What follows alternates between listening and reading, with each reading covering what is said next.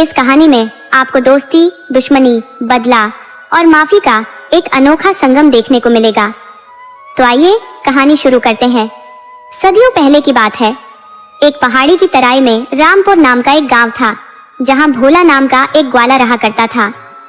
भोला एक अच्छा पहलवान भी था। उसके पास 30-40 गायें थी, जिन्हें वो पास के जंगल में चराया करता था। गांव के आसपास के दोनों हिस्सों में जंगल ही जंगल था तथा एक तरफ कुछ बंजर जमीन और पहाड़ी थी। एक तरफ ही ऐसा था जहां पर खेती के लायक जमीन थी। पूरब और दक्षिण तरफ का जंगल बहुत घना और भयानक था। वो बहुत दूर तक फैला हुआ था। उस जंगल में बहुत से खूंखार जानवर भी रहा करते थे। लेकिन भोला निडर होकर जंगल में गाय चराने जाया करता था। भोला के पास 2 खतरनाक सांड थे जो उसकी गायों की रक्षा करते थे। भोला ने खुद की रखवाली के लिए 5 शिकारी कुत्ते भी पाल रखे थे। कुत्ते इतने खतरनाक थे कि शेर भी देखते ही दुम दबाकर भाग जाता था। भोला जंगल के बहुत अंदर तक ले जाकर अपनी गायों को चराया करता था, जबकि गांव के अन्य लोग जंगल के आसपास भी नहीं जाते थे। जिस किसी को जरूरत होती तो वह भोला के साथ जंगल में जाते थे, लेकिन उसके साथ जंगल में जाने से उस आदमी का पूरा दिन बर्बाद हो जाता था, क्योंकि भोला अपनी गायों को लेकर जंगल में जाता था और फिर चराने के बाद ही गायों के साथ घर वापस आता था। तो साथ जाने वाला आदमी भी जंगल में भोला के साथ ही रह जाता था। अकेले आने की उसमें हिम्मत ही नहीं पड़ती थी। कई बार भोला समझा चुका था कि आप सब जंगल में मेरे साथ चलो और वहीं से लकड़ी, फल, औषधि वगैरह ला सकते हो। हम गरीबों के लिए जंगल एक वरदान है। लेकिन भोला के समझाने पर भी गांव के लोग तैयार नहीं होते थे। कारण था कि गांव का साहूकार हरिकिशन लोगों को भड़का कर रखता था कि भैया जंगल में मत जाना, जंगल के अंदर एक राक्षसी रहती है, उसको मैंने अपनी आंखों से देखा है। विश्वास न हो तो मेरे मुंशी जी से पूछ लीजिए। उसका मुंशी मुरारी भी हाँ में हाँ मिलाता कि मालिक ने राक्षसी को एकदम नजदीक से देखा है। आप लोग बाल बच्चेदार आदमी हो, जंगल में मत जाना। अगर राक्षसी मारकर खा गई तो फिर आपकी पत्नी का कौन होगा? बेचारी तड़प तड़प कर मर जाएगी। बेचारे बच्चे अनाथ हो जाएंगे। आप लोग उस बदमाश ग्वाले भोला को छोड़ो, अकेला आदमी है। किसी दिन राक्षसी खा गई और वह मर गया तो उसके लिए कोई रोने वाला नहीं होगा। गांव के लोग उसकी बात पर विश्वास कर लेते और गलती से भी जंगल की तरफ नहीं जाते। इसका भरपूर फायदा साहूकार हरिकिशन उठा रहा था। वो गांव में लकड़ी, फल और किराने का सभी सामान बेचा करता। वो मनमानी कीमत पर अपना सामान बेचता, जबकि जंगल में ज्यादातर सामान मुफ्त में मिल जाने वाला था। फल, लकड़ी और औषधि बिल्कुल मुफ्त में मिल जाने वाले थे। किसानों को तो सबसे ज्यादा जंगली बांस की जरूरत पड़ती थी, उसी से वे अपने लिए झोपड़ी बनाते थे। मगर राक्षसी के डर से जब जंगल में नहीं जाते तो उन्हें साहूकार हरिकिशन से ही सामान खरीदने पड़ते थे। भोला कई बार गांव वालों को समझा चुका था कि हरिकिशन तुम लोगों को बेवकूफ बना रहा है। इस जंगल में कहीं भी कोई राक्षसी नहीं रहती, न कोई राक्षस रहता है। तुम लोग समूह बनाकर मेरे साथ जंगल में चलो और लकड़ी और बांस काट लाओ।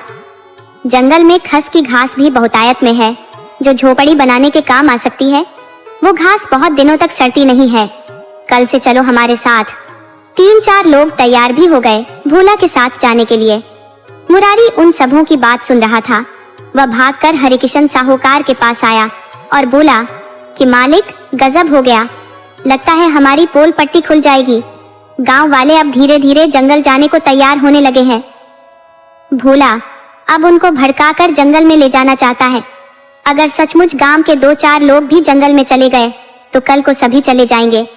आप इसके लिए अभी 2 काम कर सकते हो। पहला कि गांव वालों को किसी तरह रोको। अगर नहीं रुकते हैं तब दूसरा उपाय करना कि 2 कटोरे खरीद लाना, एक अपने लिए और एक मेरे लिए। आगे आप खुद समझदार हो। हरिकिशन बोला कि समझ गया मुंशी जी, मैं सब समझ गया। मैं साहूकार हूँ, मुझे पता है कि आगे क्या करना है। साहूकार हरिकिशन तुरंत गांव में गया और उन लोगों से मिला जिसे भोला कल सुबह जंगल में साथ ले जाने को कहा था। वो बोला कि भैया तुम लोग पगला गए हो।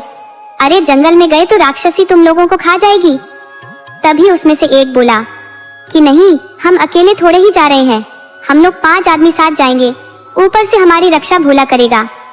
हरिकिशन बोला कि तुम लोग बुड़बक हो, नहीं समझ रहे भोला की चाल को? अरे वह तुम लोगों की लुगाई पर बुरी नजर रखता है। वो खुद बाड़ा है, ऊपर से पहलवान। उससे कोई स्त्री ब्याह कर ही नहीं सकती।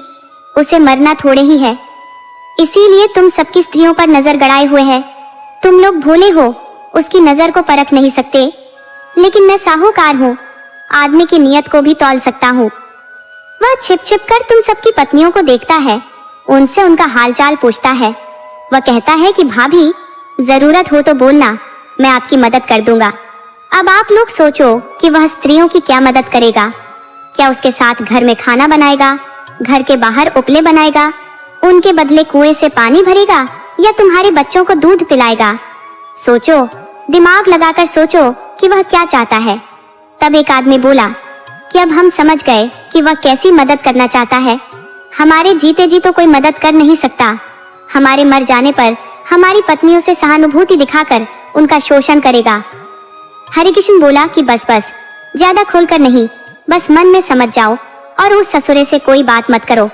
अब मैं चलता हूँ, काफी रात हो गई है। हरिकिशन आश्वस्त हो घर चला गया तो गांव वाले बोले कि भैया, हरिकिशन हमारा बड़ा ख्याल रखता है, हमारी पत्नियों को बहन कहकर बुलाता है, लेकिन भोला को देखो, वह सभी को भाभी बोलता है, चाहे कोई स्त्री उसकी चाची लगे या बहू। इस बात का तो उसे ख्याल ही नहीं है। किसी दिन हमारी बेटी बहनों को भी भाभी न बोल दे। एक नंबर का लंपट है। साहूकार ने सभी की आंखों पर नफरत का चश्मा चढ़ा दिया था, इसलिए बुरा लगा था। सुबह में जब भोला जंगल जाने लगा तब गांव वालों से बोला कि अरे, अब तक घर में पड़े हो, अरे जंगल नहीं जाना क्या? तब गांव का दुबरी बोला कि नहीं, हमें किसी लुच्चे लफंगे के साथ जंगल नहीं जाना। तुम बदमाश आदमी हो, हमारी स्त्रियों पर बुरी नजर रखते हो। भोला बोला कि देखो दुबरी काका, चलना है तो चलो, नहीं चलना है तो मत जाओ, लेकिन ये बुरा इल्जाम मत लगाओ। तुम्हें कुछ भी कहने से पहले अपनी पत्नी से पूछ लेना चाहिए कि मैं कभी उससे बात भी किया हूँ। अरे, मैं गांव की स्त्रियों से कभी कोई बात नहीं करता, मुझे कहाँ समय है कि गांव में रहो। सुबह हुई तो जंगल चला जाता हूँ, शाम में घर आता हूँ। तुम लोग खुद मेरे से बात करने आते हो, वरना मैं तुमसे भी बात नहीं कर पाता। अब मुझे किसी से कोई बात नहीं करनी। तुम लोग किसी भी मदद के लिए मेरे पास मत आना। भोला अपनी गाय लेकर जंगल की तरफ चला गया। तब दुबरी की पत्नी बोली कि बिना सोचे समझे किसी के सामने खरी खोड़ी कह देते हो। अरे भोला कभी किसी स्त्री की तरफ नहीं देखता, वो कभी मिल भी जाता है तो कहता, हाय कि पाए लागो काकी, इससे ज्यादा कभी कुछ नहीं कहता।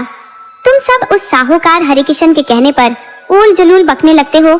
अरे नियत तो साहूकार की खराब है, वह सबके सामने स्त्रियों को बहन जी बोलता है और अकेले में भाभी बोलता है, भले ही स्त्री उसके रिश्ते में चाची लगती हो। मुझे भी एक बार बोला था तो मैं पूछ बैठी कि मैं तेरी भाभी कैसे लगूंगी। तू मुझे बहन कह ले या फिर भाभी कह ले, तू रिश्ते को लेकर भ्रमित क्यों है? तब वो बोला कि जब सभी लगोगी काकी तो हम किसकी तरफ ताके? बदमाश साहूकार है और मुझे पता है तुम सब बेवकूफों को उसी ने भड़काया है। दुबरी पत्नी की बात सुनकर सिर खुजलाने लगा। उसे भी लगा कि भोला ठीक कह रहा था। वो गांव में रहता ही कहाँ है जो किसी की पत्नी से बात करे। सचमुच साहूकार हरिकिशन ही बदमाश है। उसका मुंशी मुरारी भी वैसा ही है, उसे तो मैंने भी देखा है। वो किसी स्त्री का चेहरा नहीं, उसके अंगों को निहारता है। घूंघट में जा रही स्त्री को पीछे से देखता है। अब उसे पीछे से देखने में क्या मिलता है वही जाने। अब दुबरी ने भला बुरा कहकर पहलवान भोला को गर्म कर दिया था। अब वह किसी से कोई मतलब नहीं रखने वाला था। वह भूल से भी किसी से बात नहीं करता था। दुबरी ने गांव के कई लोगों से बता चुका था कि भोला भला आदमी है, हमारी कई बार भलाई की हाय, अपने साथ जंगल ले गया है, फल और लकड़ी साथ ले आया है। वह खुद अपने सांड पर लाद कर लकड़ी लाया है। उसे फुर्सत कहाँ है कि गांव की स्त्रियों से बात करे, उनकी तरफ देखे। ये सब हरिकिशन की चाल थी जो हमें भड़का दिया था। अब तो भोला किसी से बात नहीं करता और हरिकिशन हर चीज का दाम 2 गुना बढ़ा दिया है और किसी में अब इतनी हिम्मत नहीं कि भोला से फिर कोई मदद मांगे। गांव वाले कई दिन तक सोचते रहे मगर किसी नतीजे पर नहीं पहुंचे। तब हजारी की पत्नी बोली कि तुम सब मिट्टी के माधो बने रहो, मैं भोला से बात करूंगी और खुद जंगल में जाऊंगी। कालीपुर में बाजार लग रही है, फल, लकड़ी, यहाँ तक कि घास भी बिक जा रही है। यदि हम जंगल में जाने लगेंगे तो फिर हमारे लिए रोजगार का अवसर मिल जाएगा। हम हरिकिशन पर आश्रित नहीं रहेंगे। हम कुछ सामान कालीपुर में बेचेंगे भी और आवश्यकता के अनुसार खरीदेंगे भी। मैं आज शाम में उससे बात करती हूँ। हजारी बोला कि भाग्यवान, तुम मुझसे अकेले बात करने जाओगी? स्त्री बोली कि मुझे उसके पास बारात लेकर नहीं जाना है। भला आदमी है, कोई चोर बदमाश नहीं है और मैं कोई मिठाई नहीं हूँ कि खा जाएगा। वो भोला के पास गई और बोली कि बबुआ भोला, मैं आपके पास कुछ काम लेकर आई हूँ। भोला बोला कि आपको मेरे पास इस तरह रात में नहीं आना चाहिए। जो कुछ कहना है कल सुबह में कहना और साथ में हजारी भैया को साथ लेते आना। मैं अकेली स्त्री से बात नहीं करता। स्त्री बोली कि मैं तुमसे नयन मटका करने नहीं आई हूँ जो भड़क रहे हो। मुझे ऐसी वैसी न समझो। हमारा मन साफ है तो क्या रात और क्या दिन हम कभी भी बात कर सकते हैं और कुछ खास बातें ऐसी होती हैं जो अकेले में की जाती है। मैं तुम्हारे रिश्ते की बात करने आई हूँ। इस तरह कब तक अकेले रहोगे? मेरी एक छोटी बहन है। मेरे पिता गरीब आदमी है। पैसे के अभाव में उसका रिश्ता कहीं तय नहीं हो पाता। जवान बहन घर में रहे ये मैं नहीं चाहती। मेरे पास भी वैसी कोई आय नहीं है कि बहन का ब्याह करा सकूं। लेकिन मुझे ख्याल आया कि तुम एक भले आदमी हो, बेसहारा को सहारा दे सकते हो। तुम्हारे पास किसी चीज की कमी नहीं है, किसी मजबूर की मजबूरी समझ सकते हो। भोला बोला कि भाभी अब तक खड़ी क्यों हो? बैठो, मैं अभी दूध गर्म किया हूँ, थोड़ा पी लो, फिर हम बात करते हैं। उसने हजारी की पत्नी को दूध पीने को दिया और बोला कि भाभी तुम इसे अपना ही घर समझना। जब कभी दूध की जरूरत हो आकर ले जाना। क्या है कि घर में स्त्री नहीं है तो दही नहीं जमता है। स्त्री बोली कि चिंता क्यों करते हो, तुम हाँ करो तो 2-4 दिन में घर में पत्नी आ जाएगी। मैं कल से जुगाड़ में लग जाती हूँ। मैं बहन को यहीं बुलाकर ब्याह करा दूंगी। तुम्हें कहीं जाने की जरूरत नहीं पड़ेगी। भोला बोला कि नेकी और पूछ पूछ, तुम जितना जल्दी हो सके ब्याह करा दो। हाँ, सुबह में हजारी भैया को मेरे साथ जंगल में भेज देना। मैं उन्हें फल तोड़वा दूंगा, वह कालीपुर में बेच आएंगे। वह चाहे तो हमारी गायों का दूध भी बाजार ले जाकर बेच सकते हैं, उसमें भी फायदा हो जाएगा। स्त्री बोली कि अच्छा भोला बबुआ, अब चलती हूँ। भोला बोला कि ऐसे कैसे चली जाओगी? भोजन बना रहा हूँ, खाकर जाना। और फिर अकेली कैसे जाओगी? मैं तुम्हें घर तक छोड़ दूंगा। स्त्री बोली कि नहीं, मैं चली जाऊंगी। और रही खाना खाने की बात तो बहन को आ जाने दो। रोज रात में खाना यहीं खाऊंगी और दिन में भी उसकी रखवाली मुझे ही करनी पड़ेगी। अकेली नई स्त्री घर में कैसे रहेगी? हाँ, जब 2-4 महीने रह लेगी, यहाँ की स्थिति से परिचित हो जाएगी तो अकेली भी रह लेगी। अब रात हो रही है, चलती हूँ। वह घर लौट गई। हजारी और 2-3 आदमी और उसका इंतजार कर रहे थे कि क्या सूचना लेकर आती है। वो आते ही बोली कि मैं सब कुछ सही करके आ गई हूँ। पति से बोली कि कल सुबह आप उसके साथ जंगल में जाना। वह साथ ले जाने को तैयार हो गया है। हजारी पत्नी को शक की निगाह से देखने लगा तो वह बोली कि ऐसे क्या देख रहे हो? अरे मैं कोई ऐसी वैसी नहीं हूँ, न भोला कोई लंपट है। मैं उसका ब्याह अपनी बहन बासमती से कराने का वादा करके आई हूँ, तो वह भी मुझे कई तरह का वचन दिया है। मैं 2-4 दिन में उसका ब्याह करा देती हूँ, फिर वह पूरे गांव की मदद करने लगेगा। सभी जंगल में जाएंगे, स्त्री पुरुष सब जाएंगे। वह हम सबकी रक्षा करेगा। सुबह में हजारी जंगल में गया तो भोला ने बताया कि भैया हजारी, इस जंगल में कोई राक्षसी नहीं रहती। मैं जंगल के चप्पे चप्पे से वाकिफ हूँ। साहूकार ने सबको बनाकर रखा है। वह अपनी भलाई के लिए किसी को जंगल में आने देना नहीं चाहता। अगर सभी जंगल में आने लगे और अपना रोजगार करने लगे तो उसकी तो खड़िया खड़ी हो जाएगी। हाँ, एक बात से सावधान रहना, जंगल में हिंसक पशु रहते हैं जो किसी अकेले पर हमला कर सकते हैं। आप चाहो तो रोज मेरे साथ आ सकते हो या फिर झुंड बनाकर गांव वालों को साथ ला सकते हो। जब कई आदमी साथ रहेंगे तो बाघ या सिंह किसी पर हमला नहीं करेंगे।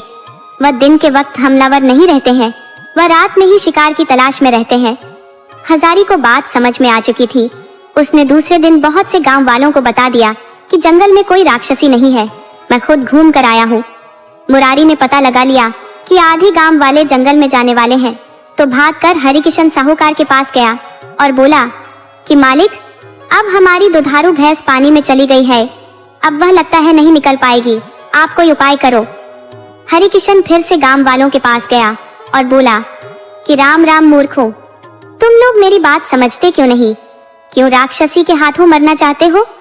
अरे भोला और हजारी साजिश के तहत सबको मरवाना चाहते हो? हजारी का भाई गुलजारी वही था। बोला कि हरिकिशन, तुम्हें हम पर इतनी दया क्यों आ रही है? एक मुट्ठी नमक भी उधार में नहीं देते। तुमने कभी किसी याचक को एक मुट्ठी अन्न नहीं दिया, फिर दया किस लिए दिखा रहे हो?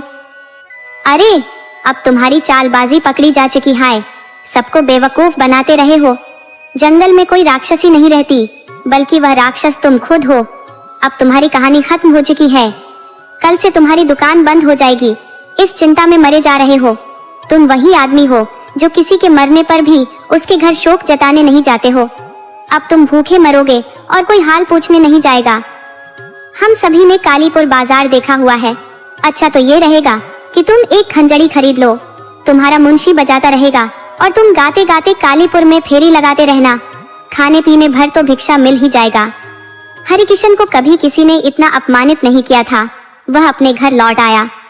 भोला ने दूसरे दिन से सबकी मदद करना शुरू किया। गांव के आधे से अधिक लोग उसके साथ जंगल में गए। गांव के लोग जंगल के पास होते हुए भी कभी उसमें नहीं गए थे। आज जब समूह में जंगल गए तो उनकी खुशी का ठिकाना नहीं रहा। कोई लकड़ी, कोई फल, कोई घास, तो कोई औषधि ले आया। कोई कोई पेड़ के पत्ते भी इकट्ठा कर लाया। भोला ने बताया कि तुम लोग इतना ज्यादा सामान लेकर जाओ कि उपयोग के बाद उसे कालीपुर बाजार में ले जाकर बेच सको। अब सभी कान पकड़ लो कि हरिकिशन के यहाँ से कोई सामान नहीं खरीदोगे।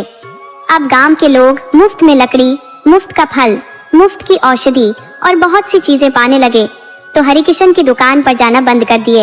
उन्हें कालीपुर बाजार जाने पर पता चला कि हरिकिशन 3 गुना ज्यादा पैसा लेकर सामान बेच रहा था, तो वह अब नमक तक भी हरिकिशन से नहीं खरीदते थे। हरिकिशन की दुकान लगभग बंद हो चुकी। अब कोई उसके पास कुछ भी खरीदने को नहीं जाता था। तब उसका मुंशी बोला कि मालिक, हमारा रोजगार भोला ने बंद करा दिया है। हम अब कहीं के नहीं रहे। हम अब भूखे मरने को मजबूर हो गए हैं। यही हाल रहा तो हमें भी गंवार गांव वालों की तरह जानवर पालने पड़ेंगे। गोबर उठाना पड़ेगा। हमें जंगल जाकर घास काटना पड़ेगा। ये सब खेल भोला का किया कराया है। उसी ने हमारा रोजगार चौपट कर दिया है। हम कोई ऐसा उपाय लगाते हैं कि भोला को जंगल में जाने की जरूरत ही न पड़े। हम कुछ बदमाश तैयार करके भोला की गायें चोरी करा देते हैं। न रहेंगी उसके पास गायें, न जाएगा जंगल, न करेगा गांव में किसी की मदद। हरिकिशन बोला कि मुरारी, बात तो तुम ठीक कह रहे हो। हमें उसकी सारी गायें ही गायब करा देनी चाहिए, लेकिन ये काम तुम्हारे या हमारे बस का नहीं है। पहले हमें कोई चोर ढूंढना होगा।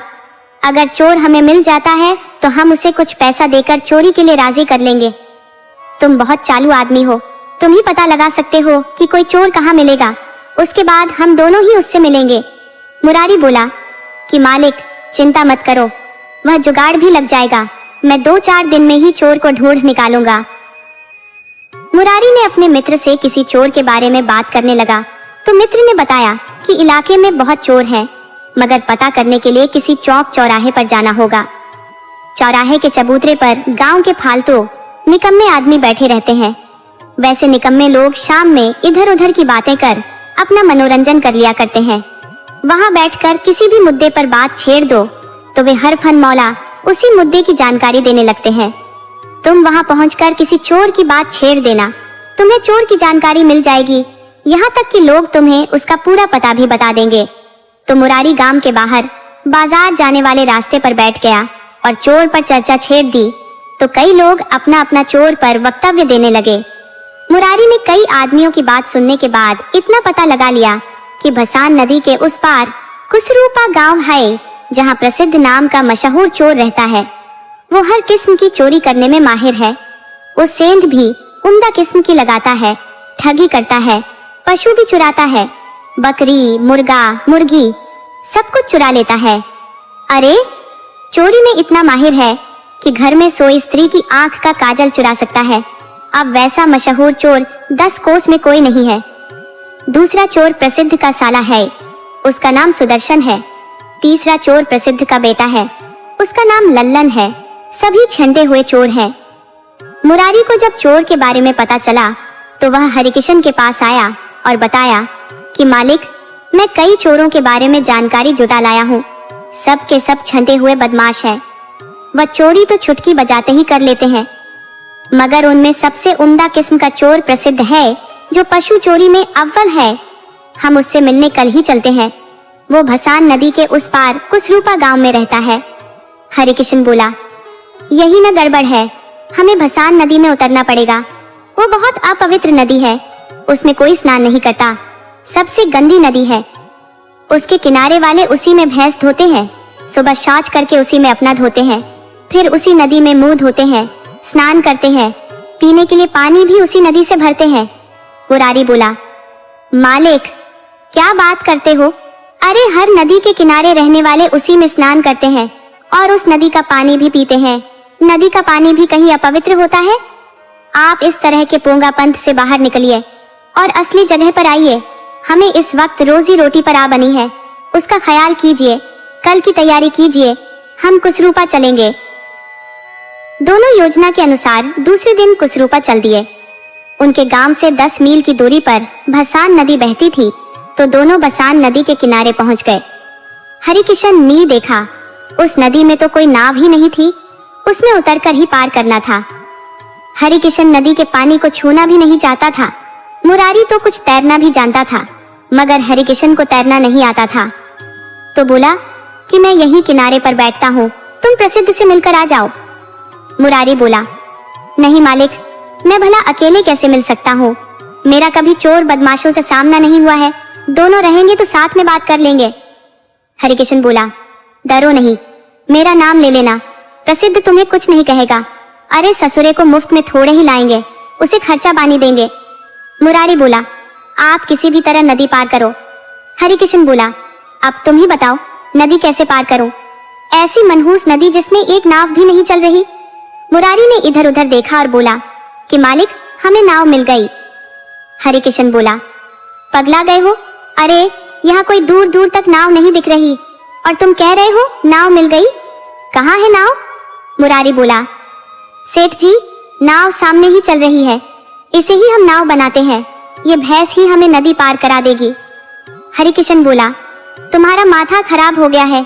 अरे देख रहा है कि भैंस का चरवाहा पेड़ के पास सोया है, उसकी भैंस से कोई छेड़छाड़ किए तो चिढ़ जाएगा और बेवजह उसके हाथों हम दोनों पिट जाएंगे। मुरारी बोला, आप चिंता न करो, अभी वह सोया हुआ है, तब तक नदी पार कर जाएंगे और मान लो कि जाग भी गया तो हम पकड़ में नहीं आएंगे। हरिकिशन बोला, ससुरे, तू बुढ़ौती में मरवाएगा। अरे हमें दौड़ना कहाँ आता है, तू भाग जाएगा और हम पिट जाएंगे। मुरारी बोला, सेठ जी, पास में पैसा हो तो हम एक बार यमराज को भी रिश्वत देकर समझौता कर सकते हैं, हम उसे उसकी भैंस की नदी पराई दे देंगे। हरिकिशन बोला, चल, अब जो जो कहेगा उसे तो मानना ही पड़ेगा। साला एक भोला को सीधा करने के लिए पता नहीं किस किस का पोंछरा सहलाना पड़ेगा। दोनों ने उस आदमी की दोनों भैंसों को पानी में उतारा। भैंसें पानी की गहराई में दोनों को लेकर चल पड़ी। दोनों ने भैंस की पूंछ जोर से पकड़ी हुई थी। मुरारी जिस भैंस की पूंछ पकड़ा था वह नदी पार कर गई, मगर हरिकिशन जिस भैंस की पूंछ पकड़ा था वो उस किनारे जाते जाते फिर वापस लौट गई और बीच नदी में आकर पानी में लौटने लगी। हरिकिशन चिल्लाया, मुरारी, मैं मर गया, भैंस मुझे पानी में डुबा रही है। जोर से बोलने के कारण चरवाहे की नींद खुल गई। देखा, एक भैंस उस पार चली गई है और एक नदी के बीच में बैठी हुई है और एक आदमी उसकी पूंछ पकड़कर चिल्ला रहा है कि बचाओ, मैं डूब रहा हूँ। चरवाहे को समझ में आ गया कि यह आदमी मेरी भैंस को ही नाव बना दिया है, मगर भैंस उसे मजा छका रही है।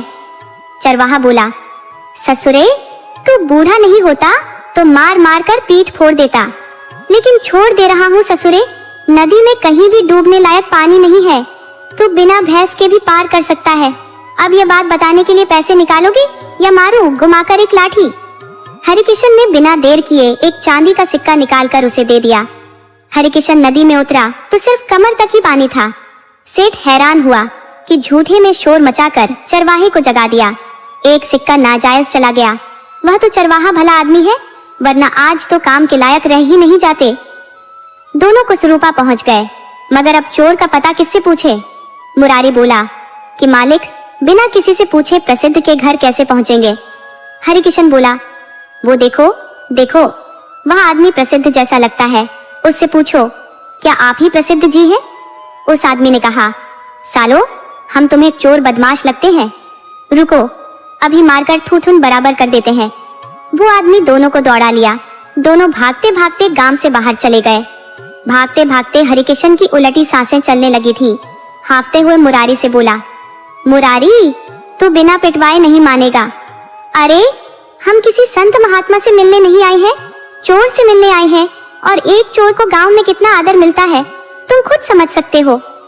लोग उसके नाम पर थूकते होंगे, कोई उसका इस तरह पूछने पर घर नहीं बताएगा, उसको कुछ उल्टा बोलकर घर का पता करना पड़ेगा। तुम किसी से पूछो तो सम्मानजनक शब्द का प्रयोग मत करो, ये पूछो कि प्रसिद्ध ना चोर का घर कौन सा है, तब लोग बताएंगे। मुरारी बोला, सेठ जी, आप ठीक कहते हो, हम सीधे से पूछेंगे तो लोग नहीं बताएंगे। वो गांव से बाहर तो पहले ही भागकर निकल गए थे, फिर गांव में लौटने की उनकी हिम्मत ही नहीं हो रही थी। तो हरिकिशन ने देखा कि गांव से बाहर ही कुछ दूरी पर एक घर बना हुआ है, तो मुरारी से बोला कि देखो, हम उस घर में चलते हैं और वहीं किसी से पूछते हैं कि प्रसिद्ध चोर का घर कौन सा है। दोनों उस घर के पास गए तो वहां एक आदमी बैठा मिला जिसकी लंबी लंबी मूछें थी। मुरारी ने पूछ बैठा, भाई, हमें यह बताओ कि प्रसिद्ध ना चोर का घर कौन सा है? इतनी बात सुनते ही उस आदमी की आंखें लाल हो गई। वो मुरारी से तो कुछ नहीं बोला, परंतु घर में अपनी पत्नी को आवाज लगाई कि भाग्यवान, सुनती हो, मेरी तलवार तो जरा लाना। पत्नी अंदर से बोली, अरे, इस वक्त तलवार का क्या करोगे? तो वह आदमी बोला कि 2 बकरे दरवाजे पर आए हैं। हरिकिशन समझ गया कि हम यहाँ भी बुरे फंस गए हैं, लगता है ससुरा यही प्रसिद्ध है और हमारी बात को बुरा मान गया है। बहुत खतरनाक आदमी मालूम पड़ता है, सीधे तलवार मंगा लिया है, अब तो हमें काट डालेगा। हरिकिशन समझ गया कि अब शामत आने वाली है। वह प्रसिद्ध का पैर पकड़ लिया तो प्रसिद्ध बोला, हमें प्रसन्न करने के लिए मुद्रा छड़ाओ, मुद्रा। हरिकिशन ने 10 चांदी के सिक्के प्रसिद्ध के सामने रख दिए। प्रसिद्ध बोला, चलो, मैं प्रसन्न हुआ, अब बोलो, मेरे पास क्यों आए हो? किसको मारना पीटना है? किसके घर सेंध लगानी है? हरिकिशन बोला, प्रसिद्ध जी, किसी के घर सेंध नहीं लगानी है, न ही किसी को मारना है, बस किसी की 10 गायें चोरी कर। प्रसिद्ध बोला, किसकी गायें चुरानी है? किस गांव में चुरानी है? हरिकिशन बोला, हमारे गांव रामपुर में भोला ग्वाले की गायें चुरानी है। प्रसिद्ध बोला, सेठ, पगला गए हो? भोला की गायें 10 चोर एक साथ मिलकर भी नहीं चुरा सकते। भोला 4 गायों का दूध अकेले पी जाता है, दंड बैठक करता है, मुकदर भांजता है। उसके जैसा पहलवान इधर 50 गांव में कोई नहीं है। उसकी लाठी का प्रहार शेर भी नहीं सह सकते। जहां लोग जंगल में जाने से डरते हैं, तो वह निडर होकर जंगल में शेर की तरह घूमता है। उसके पास 2 खतरनाक सांड है। सच सच बताओ, तुम्हें भोला से दुश्मनी है या मुझसे? हरिकिशन बोला, प्रसिद्ध जी, हमें आपसे कोई दुश्मनी नहीं है, हमारी दुश्मनी भोला से है। उसने हमारा रोजगार बंद करा दिया है।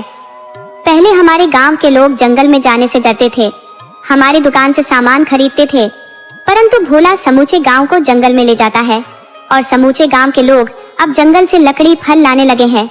हमारी दुकान बंद हो गई है, मेरे पास अब कोई रोजगार न रहा। इसलिए हमने विचार किया है कि कोई भोला की गायें चुरा ले तो वो जंगल जाएगा ही नहीं। आप ऐसा कोई आदमी बताओ कि हमारा काम कर सके। प्रसिद्ध बोला, देखो, मैं तो ये काम करने से रहा, मगर एक मेरा प्रतिद्वंद्वी है, मेरे से उसकी दुश्मनी भी है, वह थोड़ा मूर्ख भी है। तुम मुझसे मिल सकते हो और उसी से मेरा नाम लेकर बात करो। अगर वह भोला की गायें चुराने से इनकार करे तो उसके सामने मेरी खूब प्रशंसा कर देना। वो भोला की गायें चुराने तुम्हारे साथ ही चल देगा। वह बगल के गांव घालूपुर गांव में रहता है, नाम है उसका जग्गा। गांव से बाहर ही उसका घर मिलेगा। हरिकिशन जानता था कि गांव से बाहर घर बनाकर या तो ग्वाला रहता है या फिर चोर रहते हैं। ग्वाला इसलिए गांव से बाहर रहता है कि वह ज्यादा से ज्यादा गायें रख सके, उनकी गायों को चारा मिल सके, और चोर इसलिए गांव से बाहर घर बनाकर रहते हैं कि उन्हें चोरी करनी होती है। रात के वक्त चोरी करने जाते हैं और रात में ही लौटना होता है। रात के वक्त कुत्ते भी पीछे लग सकते हैं, गांव के लोग देख भी सकते हैं, तो सबसे छिपाकर चोरी करते हैं। जग्गा का घर गांव से बाहर ही मिल गया। जग्गा भी संयोग से घर ही मिल गया। हरिकिशन ने उससे बताया कि जग्गा भाई, हम आपके पास काम लेकर आए हुए हैं। जग्गा बोला, बोलो, हमारे लायक कौन सा काम है? तब हरिकिशन ने बताया कि 12 गायें चोरी करनी है। हम इस काम के 50 सोने के सिक्के देंगे और 50 काम हो जाने के बाद 101 गायें भी आपकी ही होंगी। जग्गा बोला, कहिए, आप उस भोला की तो बात नहीं कर रहे जो पहलवान है? मुरारी बोला, नहीं, हम उस भोला की बात नहीं कर रहे। ये भोला मरियल आदमी है, बहुत कमजोर है। जग्गा बोला कि देखो, हम साधारण चोर हैं, गाय चुराना थोड़ा मुश्किल है। हम मात्र 100 स्वर्ण मुद्रा में सौदे को पक्का नहीं कर सकते, हमें कम से कम 200 स्वर्ण मुद्रा चाहिए। हरिकिशन बोला, लगता है यह काम आपसे नहीं हो पाएगा, हमें प्रसिद्ध से ही बात माननी पड़ेगी। वो 150 मांग रहा था, हम 100 दे रहे थे, परंतु अब उसी से सौदा करना पड़ेगा। जग्गा बोला, सेठ जी, आप घबरा क्यों जाते हो? दूसरे चोर का नाम लेकर मेरा अपमान कर रहे हो? प्रसिद्ध को चोरी करना आता ही नहीं है, जहाँ जाता है पिटकर आता है, और एक हम है, कभी किसी के पकड़ में भी नहीं आते। ये काम तो हम ही करेंगे, मैं साथ ही चलता हूँ। दोनों चोर को साथ लेकर गांव आ गए। मुरारी ने भोला के घर की रेकी भी करा दी। भोला घर पर नहीं था, वो गाय चराने गया था, तो उसकी पत्नी खाना लेकर गई थी। मगर जब गांव की औरतें जंगल जाने लगी थी, तब से वह भी साथ चली जाती थी। गांव की औरतें तो भोला की स्त्री को जंगल से लकड़ी भी नहीं लाने देती थी, बल्कि खुद लेकर आती थी और उसके घर पहुंचा देती थी। भोला और उसकी पत्नी गांव भर के चहेते बन गए थे। खाली घर पाकर जग्गा ने रेकी कर ली। वो एक एक स्थान के बारे में वाकिफ हो गया। रात होने पर भोला अपनी गायें जंगल से लेकर लौट आया। रोज की तरह आराम से खा पी कर सो गया, लेकिन सोने से पहले रोज की तरह ही अपने 5 कुत्तों और दोनों सांडों को खुला छोड़ दिया। सिर्फ गायों को ही बांध कर रखता था। आधी रात में जग्गा गौशाला के पास गया और एक गाय खोलने की कोशिश करने लगा। तभी एक कुत्ते की नजर जग्गा पर पड़ गई। वह जग्गा पर टूट पड़ा। उसके साथ अन्य कुत्ते भी टूट पड़े। वह भागना चाहा, मगर कुत्तों ने उसे काटना शुरू कर दिया।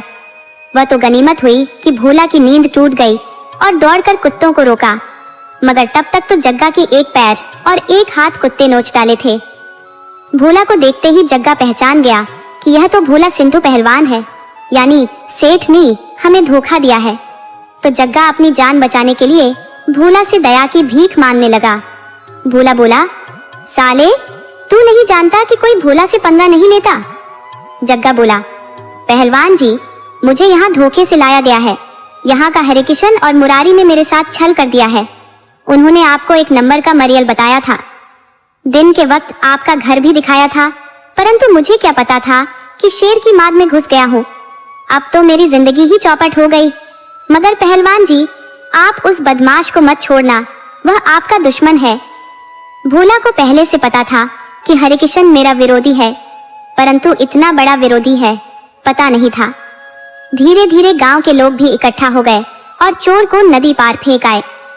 अब रही हरिकिशन और मुरारी को सीधा करने की बात, तो कल उसे भी हम खदेड़ते हुए 40 कोस दूर अलग राज्य में छोड़कर लौटेंगे। हरिकिशन को पल पल की खबर मिल गई थी। हरिकिशन ने अपनी पत्नी से कहा कि जल्दी तैयार हो जाओ, आज रात में ही हमें गांव छोड़कर भाग जाना है। स्त्री बोली, ऐसा क्या हो गया कि हमें गांव छोड़ना पड़ेगा? तब हरिकिशन ने बताया कि मुझसे एक बड़ी गलती हो गई है। मैंने भोला की गायें चोरी कराने की कोशिश की थी, परंतु बात फंस गई है। गाय चोरी तो हुई नहीं, उलटे चोर पकड़ लिया गया है और उसने सारा राज उगलकर रख दिया है। उसने यह भी बता दिया है कि सारा खेल मेरा है, तो सुबह होते ही लोग मेरे घर को आग लगा देंगे। हो सकता है वे हमें जला ही दे, इसीलिए जल्दी तैयार हो जाओ। स्त्री बोली, तुम ऐसा गलत काम किए ही क्यों कि जान पर बनाई? तुम हमेशा उलटे काम करते रहे हो। गांव वालों को राक्षसी का भय दिखाकर जंगल में जाने से रोका और अपनी सड़ी गली लकड़ियां, सड़ा माल ऊंची कीमत में बेचते रहे। क्योंकि अब सभी जंगल जाने लगे तो धंधा बंद हो गया। तो क्या संसार में सिर्फ एक यही धंधा था? आप दूसरा भी तो रोजगार कर सकते थे। हरिकिशन बोला, मैं बोल रहा हूँ तैयार होकर चलने को। पत्नी बोली, तुम जानते हो मेरा प्रसव होने वाला है, इस वक्त एक कदम भी नहीं चल सकती। हरिकिशन बोला, तो यही रहकर मरो। मैं अब कभी लौट कर यहाँ नहीं आने वाला, मुझे खुद पता नहीं कहाँ जाऊंगा। सेठानी बोली कि मगर तुम अपने कुकर्मों के चलते औलाद का मुख नहीं देख पाओगे। सेठ बोला, अरे किसी तरह मेरे साथ चलो, वरना गांव वाले तुम्हें जलाकर मार डालेंगे। सेठानी बोली, मैं जानती हूँ गांव वाले तुमसा निर्दयी नहीं है, कोई कुछ नहीं करेगा। हाँ, तुम यदि यहाँ रह गए तो हो सकता है मैं भी मारी जाऊं, मगर अकेली रही तो सब मेरी मदद करेंगे। हरिकिशन घर छोड़कर भाग गया। सुबह में गांव वालों ने हरिकिशन के घर को घेर लिया और बोले कि हरिकिशन को हम उसके घर में ही जला देते हैं, आग लगा दो। तभी उसके घर से दाई बाहर आई और बोली, तुम सब पगला गए हो? अरे हरिकिशन और उसका मुंशी घर छोड़कर रात में ही भाग गए हैं। घर में सेठानी है जिसे प्रसव होने वाला है। तुम लोग ये क्या कर रहे हो? क्या सेठानी को जला दोगे? भोला बोला, नहीं, हमें सेठानी से कोई दुश्मनी थोड़ी ही है। सेठानी संकट में है तो मैं उनकी मदद को अपनी पत्नी को भेजता हूँ। भोला ने अपनी पत्नी को सेठानी के पास भेज दिया। भोला की पत्नी उसे अपने घर ले गई। बोली, तुम अकेले यहाँ क्या करोगी? जब तक सेठ घर नहीं आ जाता तुम मेरे घर रहो। तुम्हारी अवस्था भी अकेले रहने वाली नहीं है। अरे वही हाल तो मेरा भी है, मगर मेरे में देर है, जबकि तुम में देर नहीं है। मैं तुम्हें संभाल देती हूँ, तुम मुझे संभाल देना। तुम मर्दों की बात की चिंता मत करो, इन सब की आदत है लड़ने की। 2-4 महीने में सब एक हो जाएंगे, सेठ भी लौट आएगा। सेठानी भोला के घर चली गई। उसकी पत्नी ने ही उसकी देखभाल की। समय से उसे एक बेटी हुई। सेठानी ब्याह के 30 साल बाद पुत्री का मुख देखकर बहुत खुश हुई। वह फूले नहीं समा रही थी, वह बहुत खुश थी। उधर कुछ दिन बीतते ही भोला को एक पुत्र की प्राप्ति हुई। दोनों औरतें अब अपने बच्चों को देखकर खुश रहती। बच्चे धीरे धीरे लगभग साल भर के हुए, मगर सेठ वापस नहीं आया। तब सेठानी ने एक दिन भोला से कहा कि भोला भैया, आप सेठ का कहीं पता लगवाओ कि कहाँ रहता है, जिंदा भी है या मर गया है। भोला ने आश्वासन दिया कि जरूर, जल्दी ही मैं पता लगवाता हूँ कि सेठ कहाँ छिपा हुआ है, उसे पकड़कर मंगवाते हैं। भोला ने गांव के कई लोगों से कहा कि हरिकिशन के गए ज्यादा दिन हो गए, वह बुरा ही सही हमारे गांव का था। सेठानी उसके बगैर बहुत दुखी रहती है, उनके दुख हमसे देखे नहीं जाते। गांव वाले बोले, भोला भैया, हम आपके कहे अनुसार जल्दी ही सेठ का पता लगा लेंगे। करीब 1 सप्ताह बाद गांव का एक आदमी आकर बताया कि हरिकिशन अब इस दुनिया में नहीं, हाय, उसका मुंशी भी उसके साथ मारा गया। दोनों उस रात में भागकर जंगल चले गए थे और दोनों को शेर ने शिकार बना लिया था। भोला बोला, तुम लोग यह बात मुझसे बता दिया, मगर सेठानी से मत बताना, वरना सदमे से मर जाएंगी।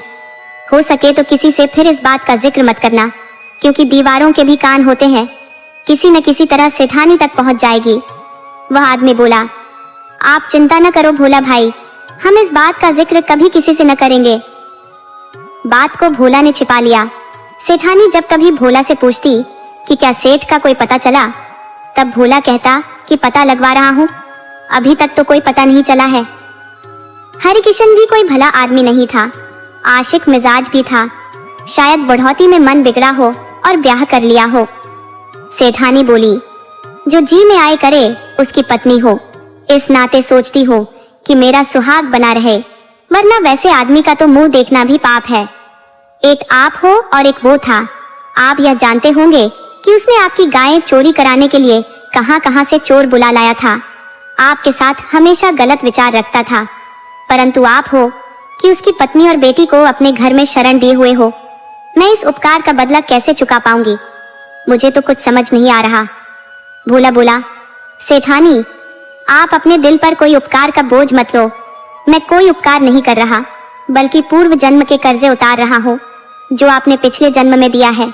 मैं आपका ऋणी हूँ, बस मुझे अपनी सेवा का अवसर देती रहो, हम तभी ऋण से मुक्त हो पाएंगे।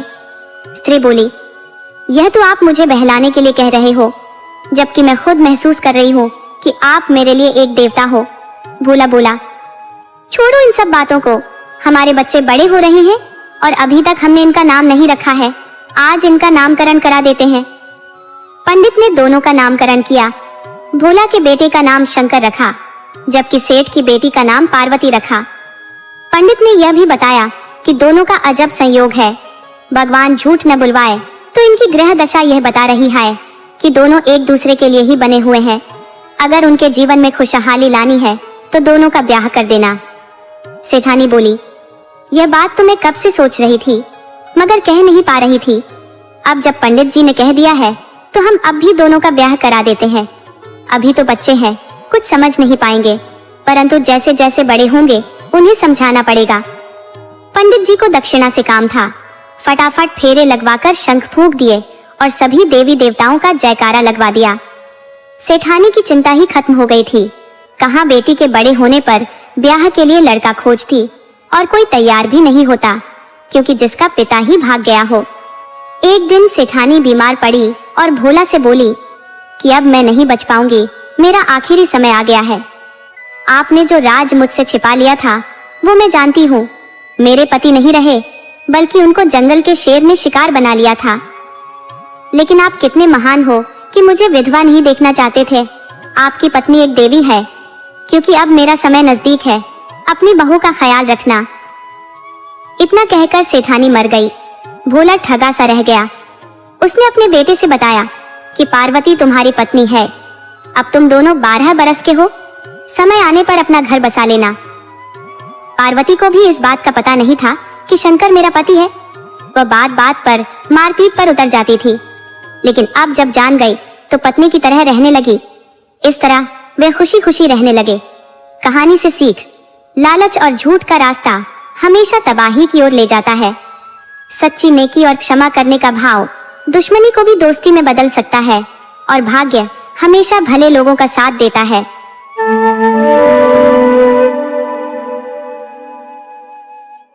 आज मैं आपके लिए एक ऐसी कहानी लेकर आई हूँ जिसमें एक सीधे साधे ग्वाले की जिंदगी किस्मत के एक ऐसे मोड़ से गुजरती है जहाँ उसे एक खूबसूरत लड़की मिलती है, लेकिन साथ ही मिलते हैं ढेर सारे खतरे। ये कहानी है हिम्मत, चतुराई और भाग्य के अनोखे खेल की, जिसमें एक चुड़ैल का रहस्य भी छिपा है। आइए कहानी शुरू करते हैं। पुराने जमाने में एक गांव था, सुंदरवन, जो एक तरफ जंगल तो दूसरी तरफ पहाड़ी के बीच में बसा था। उस गांव में भोला नाम का एक निर्धन ग्वाला रहा करता था, जिसके पास 3-4 गायें थी, जिन्हें वह जंगल में चराया करता था। गायें ही उसकी जीविका का सहारा थी। अकेला था तो वह खेती किसानी से दूर था। उसे गायों से ही फुर्सत नहीं थी। उसकी दिनचर्या थी कि सुबह गायों से दूध निकालता और उसे राम भरोसे हलवाई को दे आता।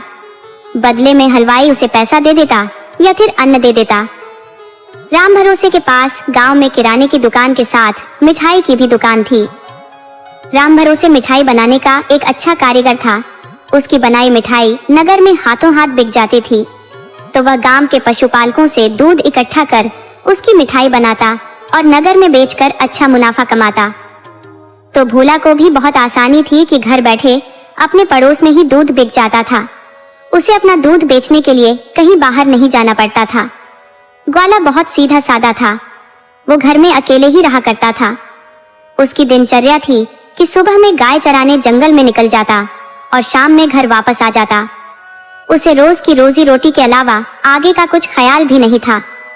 उसके पास जगह, जमीन और अच्छा घर नहीं होने के कारण वह अपने ब्याह के बारे में सोच भी नहीं सकता था, और सोचता भी तब भी उससे कोई अपनी बेटी ब्याहने वाला नहीं था, क्योंकि खुले आसमान में रहने के लिए कोई भी उसे अपनी बेटी नहीं देता। उसके लिए एक सुरक्षित घर तो होना ही चाहिए, जो उसके पास नहीं था। अकेला था तो गायों के साथ गौशाले वाले कमरे में रह लेता था। तो भोला ने सोच लिया था कि उसकी उम्र यूं ही गुजर जानी है, उसका ब्याह नहीं होने वाला। वैसे कौन कुंवारा होगा जिसके मन में ब्याह की इच्छा नहीं होगी। वो पहले चाहता तो था, मगर अपनी परिस्थिति के कारण कुछ कर नहीं सकता था। इस तरह वो जंगल में गाय चराया करता था। एक दिन वह जंगल में गाय चराने गया हुआ था। उसकी एक गाय बहुत परेशान कर रही थी। वह आज इधर उधर बहुत भाग दौड़ कर रही थी। भोला समझ गया कि आज गाय को साथी की जरूरत है, इसलिए परेशान कर रही है। वो गाय का जंगल में पीछा इसलिए कर रहा था कि गाय यदि गलती से शेर की गुफा की तरफ चली गई तो शेर उसे मार डालेगा। अक्सर जंगली जानवर रात में ही अपना शिकार तलाशते हैं, मगर दरवाजे पर आए शिकार को वह दिन में भी नहीं छोड़ते। तो इसलिए भोला गाय को घने जंगल और पहाड़ी की गुफा की तरफ जाने से रोक रहा था, मगर गाय उसे हैरान परेशान करके रखती थी। अचानक उसे जंगल में ही एक सांड दिख गया, तो उसने राहत की सांस ली। वो निश्चिंत हो अन्य गायों की तरफ लौट चला। उसे अब गाय को लेकर खतरा नहीं था। सांड खुद गाय की सुरक्षा करेगा और बाद में गाय खुद ही लौट आएगी। ये विचार कर वह लौट रहा था, मगर उसे तेज प्यास लग गई थी, तो सोचा कि पहले यहीं पास के तालाब में पानी पी लेता हूँ, उसके बाद फिर वापस चलता हूँ। ये विचार कर वह तालाब के पास गया। वहां उसने देखा कि एक लड़की भागती हुई आई और पानी में कूद गई है। उसका पीछा करते हुए दो लोग आए और उसे पानी से बाहर निकाल लिए और उसके बाद लड़की को कुछ समझाने या उसे साथ ले जाने के बजाय उसे बहुत मारने पीटने लगे। भोला इतना तो समझ गया कि दोनों बदमाश नहीं है, वरना उसे मारने पीटने के बजाय उसका गलत इस्तेमाल करते। मार पीट रहे हैं, इसका मतलब कि इसके भाई बंधु हैं या फिर यह कोई खरीदार है जो लड़की को खरीद चुके हैं। वो लड़की को बड़ी निर्दयता के साथ पीट रहे थे, उतना तो कसाई भी बकरे को नहीं पीटता। भोला से ये देखा नहीं गया। भोला शरीर से बलवान था, हाथ में मोटी लाठी थी। जुल्म होता देख उसकी भुजाएं फड़फड़ाने लगी। वह अपने पर काबू नहीं रख सका। उसने दोनों को ललकारा कि मूर्खों, एक स्त्री पर अपनी ताकत दिखा रहे हो। यदि दम है तो मेरे से दो दो हाथ करो, अभी तुम्हें दिन में ही तारे दिखा देता हूँ। एक बोला कि साले ग्वाले, जा तू अपना काम कर, हमसे मत उलझ। मगर भोला कहाँ सुनने वाला था। उसने एक एक लाठी दोनों को जमा दी। दोनों जान लेकर गिरते पड़ते भाग लिए। उन्हें पता था कि यदि ग्वाले ने सिर्फ एक एक लाठी और मार दी तो दम निकल जाएगा, तो दोनों इतना जोर से भागे कि पीछे पलटकर भी नहीं देखा। लड़की जमीन पर गिरकर विलाप कर रही थी। लड़की जवान और खूबसूरत थी। भोला उसके पास गया और बोला कि चुप रहो, अब मैं यहाँ आ गया हूँ, तुम्हारा कोई बुरा नहीं कर सकता। आदमी क्या, शेर में भी इतनी ताकत नहीं कि मेरी लाठी का सामना कर सके। मैं उन दोनों को जान से नहीं मारना चाहता था, इसलिए हल्की लाठी का प्रयोग किया। अगर जोरदार मार देता तो गीदड़ की तरह दांत निपोड़ कर मर जाते। वैसे तुम हो कौन और तालाब में क्यों कूदी थी? और वे दोनों तुम्हारा पीछा किस लिए कर रहे थे? वो तुम्हें पानी से निकालकर कसाई की तरह पीट क्यों रहे थे? तुम पर इतना गुस्सा क्यों थे कि तुम्हें पानी में भिगोकर पीट रहे थे? लड़की इतना ज्यादा पिट चुकी थी कि सिर्फ रोए जा रही थी। भोला बोला कि क्या तुम सिर्फ रोना ही जानती हो? इस तरह डरपोक बनकर रहोगी तो तुम्हें कोई भी पीट कर चला जाएगा। जाओ अपने घर जाओ, मैं अब यहाँ से जाता हूँ। जब भोला वहाँ से चलने को हुआ तो लड़की रोना छोड़कर बोल उठी कि आप मत जाइए, वे मुझे बहुत मारेंगे, मुझे कोठे पर बेच देंगे। भोला को ये बात सुनते ही कान खड़े हो गए। बोला, ये लोग कौन थे? तुम मुझे विस्तार से बताओ। लड़की बोली कि मैं चंदनपुर की रहने वाली हूँ। मैं अपने दो सौतेले ममेरे भाइयों के साथ रहती थी। ये दोनों मेरी सौतेली माँ के भाई थे। मैं इन दोनों के साथ ही रहा करती थी। इन दोनों के पास नगर से एक आदमी आता था जो नशे का धंधा करता था। तो दोनों भाई जो मेरे कोई नहीं थे, उनके पास वह आता और नशे का सामान देता, तो दोनों नशे का सामान बेचकर काम चलाते थे। पिछली रात में वह आदमी दोनों के पास आया था। वो रात में अक्सर घर में ही ठहरता था, तो तीनों एक साथ रात में नशा किए। नशा छड़ जाने पर उस आदमी ने दोनों से बताया कि तुम्हारे साथ रह रही लड़की तुम दोनों की कोई नहीं है, उसे बेकार में घर में रखकर अपना मान रहे हो। तुम दोनों उसके बदले 10,000 सोने की मोहरें पा सकते हो। मैं तुम्हें इतनी रकम दिलवा दूंगा कि दोनों जिंदगी भर ऐश करोगे। मैं नगर के मशहूर टोनी भाई से बात करा देता हूँ। तब दोनों बोले कि अब हम कहाँ बात करने जाए, तुम हो ही, हम अब नहीं चाहते कि यह हमारे पास रहे। मगर मरते मरते हमारी बहन ने पता नहीं किसकी औलाद हमारे हवाले कर दी, हम इसका क्या करें? यही अब तक सोच रहे थे, मगर ये हमें सोने का अंडा साबित होगी। हमने कभी सोचा ही नहीं था। अब आप ही टोनी से बात करो और उसके बदले हमें पैसा दिलवा दो। उन सब की बात मैं सुन रही थी। टोनी बाई का नाम सुनते ही मेरा रोम रोम कांप गया। तो अब किस लिए यहाँ रुकी हो? तुम्हें अपने ससुराल चले जाना चाहिए था। लड़की बोली कि मैं अपने ससुराल में ही हूँ। अब आप मुझे समझ नहीं रहे, खुद बेवकूफ हो तो मैं क्या करूँ? अरे ये सिंदूर आपके नाम का है, मैं आपसे प्यार करती हूँ। अब आप खुद से सोचो कि आपने मुझे नया जीवन दिया, घर में आसरा दिया, मुझे सहारा दिया, मुझे दुष्टों से बचाया, तो आपसे बढ़कर मेरा और कौन हो सकता है? आपका शरीर बड़ा है, ताकतवर भी हो, मगर थोड़ा बेवकूफ हो। अब इतना भी भोला नहीं होना चाहिए कि स्त्री के मन को न पढ़ सके। भोला बोला कि लेकिन तुमने तो कहा था कि मैंने एक लड़का पसंद कर लिया है। स्त्री बोली कि वह लड़का आप ही हो। जरा दिमाग से सोचो कि मेरा कोई भी परिचय का पहले से होता तो आपके साथ आपके घर क्यों आती? मैं उसके घर जाती जिससे प्यार करती। आप सोचो कि मैं जिस रात घर से भागी उस रात उस लड़के के घर जाती, मगर मेरे जीवन में कोई लड़का था ही नहीं। मेरे जीवन का पहला और आखिरी लड़का आप हो। मेरे दिल में अब कोई जगह ही नहीं है किसी दूसरे के लिए। भोला बोला कि ठीक है, तुम मुझे पसंद करती हो तो तुमने तो मेरा दिल ही तोड़ दिया था। अब मुझे जीवन दे दिया है, मगर ब्याह से पहले ही सिंदूर क्यों लगा रखा है? तब स्त्री ने बताया कि ब्याह से पहले किसी अकेले पुरुष के घर में कोई स्त्री नहीं रहनी चाहिए, वरना 1000 उंगलियां उठने लगती हैं। बुरे लोग सिर्फ मुंह से ही नहीं, अपने पीछे से भी बुरी बातें बोलने लगते हैं। आज मुखिया किसी चापलूस के साथ आया था और वह जानना चाहता था कि मैं कौन हूँ और क्यों आपके साथ रहती हूँ, तो मुझे कहना पड़ा कि मैं आपकी पत्नी हूँ। उसने निमंत्रण के बारे में भी बात की तो मैंने बता दिया कि आप लोग निमंत्रण दोगे नहीं, तो फिर आपको निमंत्रण कहाँ से मिलेगा? तो निरुत्तर हो मुखिया चला गया। मगर उसके चले जाने से हमारी समस्या कम होने वाली नहीं है। समस्या का समाधान करना जरूरी है। आप एक पंडित बुलाओ और हम ब्याह के बंधन में बंध जाए। आप यह मत भूलो कि मेरे सौतेले ममेरे भाई भी चुप नहीं बैठे होंगे, वह मेरा पता लगाते होंगे, वह इस गांव तक भी आ सकते हैं। आपके दिन में नहीं रहने पर मेरा नुकसान भी पहुंचा सकते हैं, मगर जब पूरे गांव को पता चल जाएगा कि मैं आपकी पत्नी हूँ, तो घर में अकेली रहने पर भी कोई मेरा कुछ नहीं बिगाड़ पाएगा। सारे गांव वाले मेरा साथ देंगे, आपका साथ देंगे। भोला बोला कि तुम ठीक कहती हो, मैंने तो इस तरह की बात के बारे में सोचा ही नहीं था। स्त्री बोली कि आप अब उतना सीधा भी न रहो कि कुत्ता आकर मुंह चाटने लगे। गाय चराने भी जाओ तो बहुत सजग रहो, घर में भी सुरक्षित रहने का प्रयास करो। सिर्फ मेरी सुरक्षा से आपका काम नहीं चलेगा, आपकी सुरक्षा से ही मैं सुरक्षित रह पाऊंगी, इसलिए इस बात का ध्यान दो। भोला बोला मैं ना समझ आदमी, कुछ ज्यादा नहीं सोचता, अब आप ही सोचकर बताया करो। सुना है उस घर सबसे ज्यादा खुशहाल रहता है जिस घर की पत्नी चतुर होती है। लड़की बोली कि अरे अभी मैं आपकी पत्नी कहाँ हूँ, आप अकेले हो, मैं अकेली हूँ। अब आज ही कोई प्रबंध कर इस दूरी को खत्म करो। भोला ने तुरंत पंडित को बुलाकर उस लड़की, जिसका नाम रूपा था, से ब्याह कर लिया।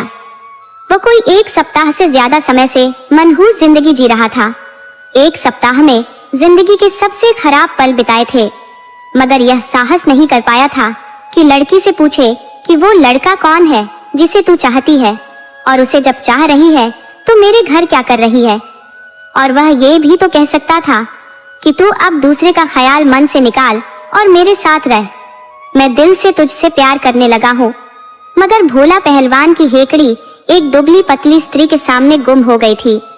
सच कहते हैं कि पुरुष चाहे 7 फुट का क्यों न हो, वो 5 फुट की पत्नी के इशारों पर ही चलता है। हाथी चाहे 10,000 किलो का हो, चलना उसे हाथीवान के इशारे पर होता है। लेकिन यह सब कहने की बातें होती हैं। मेरा खुद का मानना है कि सब प्रेम के बस में होता है। प्रेम में ताकत कोई मतलब नहीं रखती, और फिर पति पत्नी कोई 2 नहीं होते तो दोनों को एक दूसरे का सम्मान करना अच्छी बात है। इस तरह ब्याह कर भोला पत्नी के साथ रहने लगा, मगर उसकी पत्नी की कही बात कोई गलत नहीं थी। उस स्त्री के सौतेले ममेरे भाई भोला से खतरनाक बदला लेना चाहते थे। उन्हें लाठी की चोट अब तक दर्द दे रही थी, जबकि भोला को इन सब बातों से कोई भय नहीं था। वह जानता था कि दोनों कभी सामने से आकर नहीं लड़ सकते हैं। तो स्त्री को पता था कि वह मुझे पागलों की तरह तलाश रहे होंगे, क्योंकि उन्हें तो 10,000 सोने की मोहरें दिखाई दे रही थी। स्त्री को यह भी समझ था कि वह अंदाजा लगा लिए होंगे कि उसकी मुंह बोली बहन को ग्वाला ही रखा है, तो किसी दिन भेष बदलकर मेरे घर भी आ धमकेंगे और मेरे पति को मारकर मुझे ले जाने की कोशिश करेंगे। वह भोला से बोली कि हम ब्याह जरूर कर लिए हैं, मगर हमारे ऊपर से खतरा टला नहीं है। वैसे भी मौसम अच्छा नहीं रह रहा है, आप रोज जंगल में गाय चराने मत जाया करो, पता नहीं मुझे क्यों बहुत भय लग रहा है। आप आसपास ही गाय चराया करो और वहीं से घर की तरफ ध्यान रखा करो। भोला बोला कि तुम जरा भी मत डरो, यहाँ कोई नहीं आएगा। उन लोगों को लाठी की मार अब भी याद होगी, और जब तक दर्द करेगा मेरे सामने नहीं आएंगे। इस तरह दोनों कोई 3 महीने तक बहुत सजग होकर रहे, मगर उनके घर कोई भी नहीं आया, तो अब दोनों निफिकर हो गए। तभी एक दिन रात के वक्त भोला के घर एक व्यापारी आ गया। वो अपने साथ तांगे से एक संदूक लाया था। संदूक बहुत बड़ा था। वह भोला से बताया कि भैया, मैं एक व्यापारी हूँ। मैं ग्रामीण क्षेत्र से नगर की तरफ लौट रहा था कि इस गांव में आते आते रात हो गई, तो मैं आपके पास चला आया। आप मुझे रात भर के लिए आसरा दीजिए और ये संदूक घर में रखवा दीजिए। आप पहलवान आदमी हो, इसे अकेले भी घर में रख सकते हो। इसमें सोने चांदी भरे पड़े हैं। आप आज रात इसकी हिफाजत कर देना। भोला बोला कि आप मेरे अतिथि हो, आपके माल की हिफाजत करना मेरा फर्ज है। इसे मैं घर के अंदर रख देता हूँ। आप निश्चिंत होकर आराम कीजिए, अभी मैं आपके लिए भोजन बनवा देता हूँ। भोला पत्नी से बोला कि भाग्यवान, एक अतिथि आए हुए हैं, उनके लिए भोजन बना दो। उनके पास बड़ा संदूक है, उसे घर के अंदर रखवाना है। स्त्री ने घर से झांक कर देखा तो वह बाहर बैठा आदमी जाना पहचाना लगा। उसकी आवाज से तुरंत पहचान गई कि यह तो वही दलाल है जो मुझे 10,000 सोने की मुद्रा में बेचने की बात कर रहा था, और इस बक्से में हो न हो मेरे भाई ही होंगे। वो इस बात को समझ नहीं पा रही थी। वो पति से इस बात को बताना चाह रही थी, मगर वह पहले संदूक का राज जाना चाहती थी। भोला संदूक लाकर घर के अंदर रख दिया। स्त्री ने कान सटाकर बक्से का राज जानना चाहा तो उसे बक्से के अंदर किसी के सांस लेने की आवाज सुनाई पड़ी। वो बहुत सतर्क हो गई और पति से बोली कि आप अभी घर देखो, मैं बनिए की दुकान से आती हूँ। भोला बोला, सामान मैं ला देता हूँ। स्त्री बोली, नहीं, अभी आप घर देखो, मैं बस जल्दी ही आ गई। वह कुछ सामान लेकर जल्दी से घर आ गई और खाना बनाने लगी। वो खाना बनाकर भोला को दी कि आप पहले मेहमान को खिला दो, उसके बाद भोजन करना। भोला ने मेहमान को भोजन करा दिया। वो पूरा खाना भी नहीं खा पाया कि गहरी नींद में चला गया। भोला बोला, अरे ये मेहमान को क्या हो गया? पत्नी बोली कि कुछ नहीं हुआ है, बेचारे दिन भर के थके हुए थे, इसलिए सो गए। आप इन्हें उठाकर बिस्तर पर सुला दो। भोला पत्नी की बात मानकर उस आदमी को बिस्तर पर सुला दिया। तब पत्नी भोला को खींचकर दूसरी तरफ ले गई और बोली कि हमारे घर में हमारे दोनों ममेरे भाई और वह दलाल आ चुके हैं। ये जो बाहर आदमी है, ये वही दलाल है जो मुझे बेचना चाहता था, और दोनों ममेरे भाई संदूक के अंदर है। आपको विश्वास न हो तो संदूक के पास कान सटाकर उनकी सांस लेने की आवाज सुन सकते हो। भोला संदूक के पास गया और कान सटाकर देखा तो पत्नी की बात बिल्कुल सच थी। संदूक के अंदर से सांस लेने की आवाज आ रही थी। वो पत्नी के कान में बोला कि मैं अभी इन्हें लाठी से मार डालता हूँ। पत्नी बोली कि इन्हें मार दोगे तो लाश कहाँ छिपाओगे? अरे हम ऐसा काम करते हैं कि सांप भी मरे और लाठी भी न टूटे। गांव से बाहर पुआल का ढेर है, आप उस बक्से को उठाकर पहले पुआल में छिपाओ, फिर इस दलाल को उठाकर इसे भी पुआल में छिपाओ, उसके बाद उस पुआल में आग लगा दो, सभी जलकर मर जाएंगे। भोला बोला, लेकिन दलाल तो उठकर भाग जाएगा। स्त्री बोली, नहीं, ये कभी नहीं उठेगा, मैंने इसका इलाज कर दिया है, ये अब कुछ देर में ही मर जाएगा। भोला पहले दलाल को ही उठाकर पुआल में छिपाने चला गया। तभी पत्नी संदूक के पास गई और अचानक से उसके हाथ से एक बर्तन संदूक पर गिर गया। बर्तन गिरते ही संदूक से आवाज आई कि अरे यार, कब तक संदूक में बंद रखोगे? हमारे हाथ पांव अकड़ गए हैं, जल्दी बाहर निकालो, हम अपना काम तमाम करें। साले ग्वाले को काट डालें और उस कुतिया को तुम्हारे हवाले करें। स्त्री बहुत चालाकी से धीरे से बोली कि थोड़ा और सब्र करो, ग्वाला रात को यहाँ नहीं सोता और बिना ग्वाले को मारे तुम अपनी बहन को नहीं पा सकते। अभी हम तुम्हें उस ग्वाले की झोपड़ी में लिए चलते हैं। भोला दलाल को पुआल में छिपाकर आ गया था। अब आते ही बक्से को उठाया और पुआल में ले जाकर छिपा दिया। स्त्री उसके साथ गई थी। वह अपने साथ आग की एक कंडी ले गई थी, उसने पुआल में रख दी। दोनों वहां से चले आए। थोड़ी देर में पुआल में आग लग गई।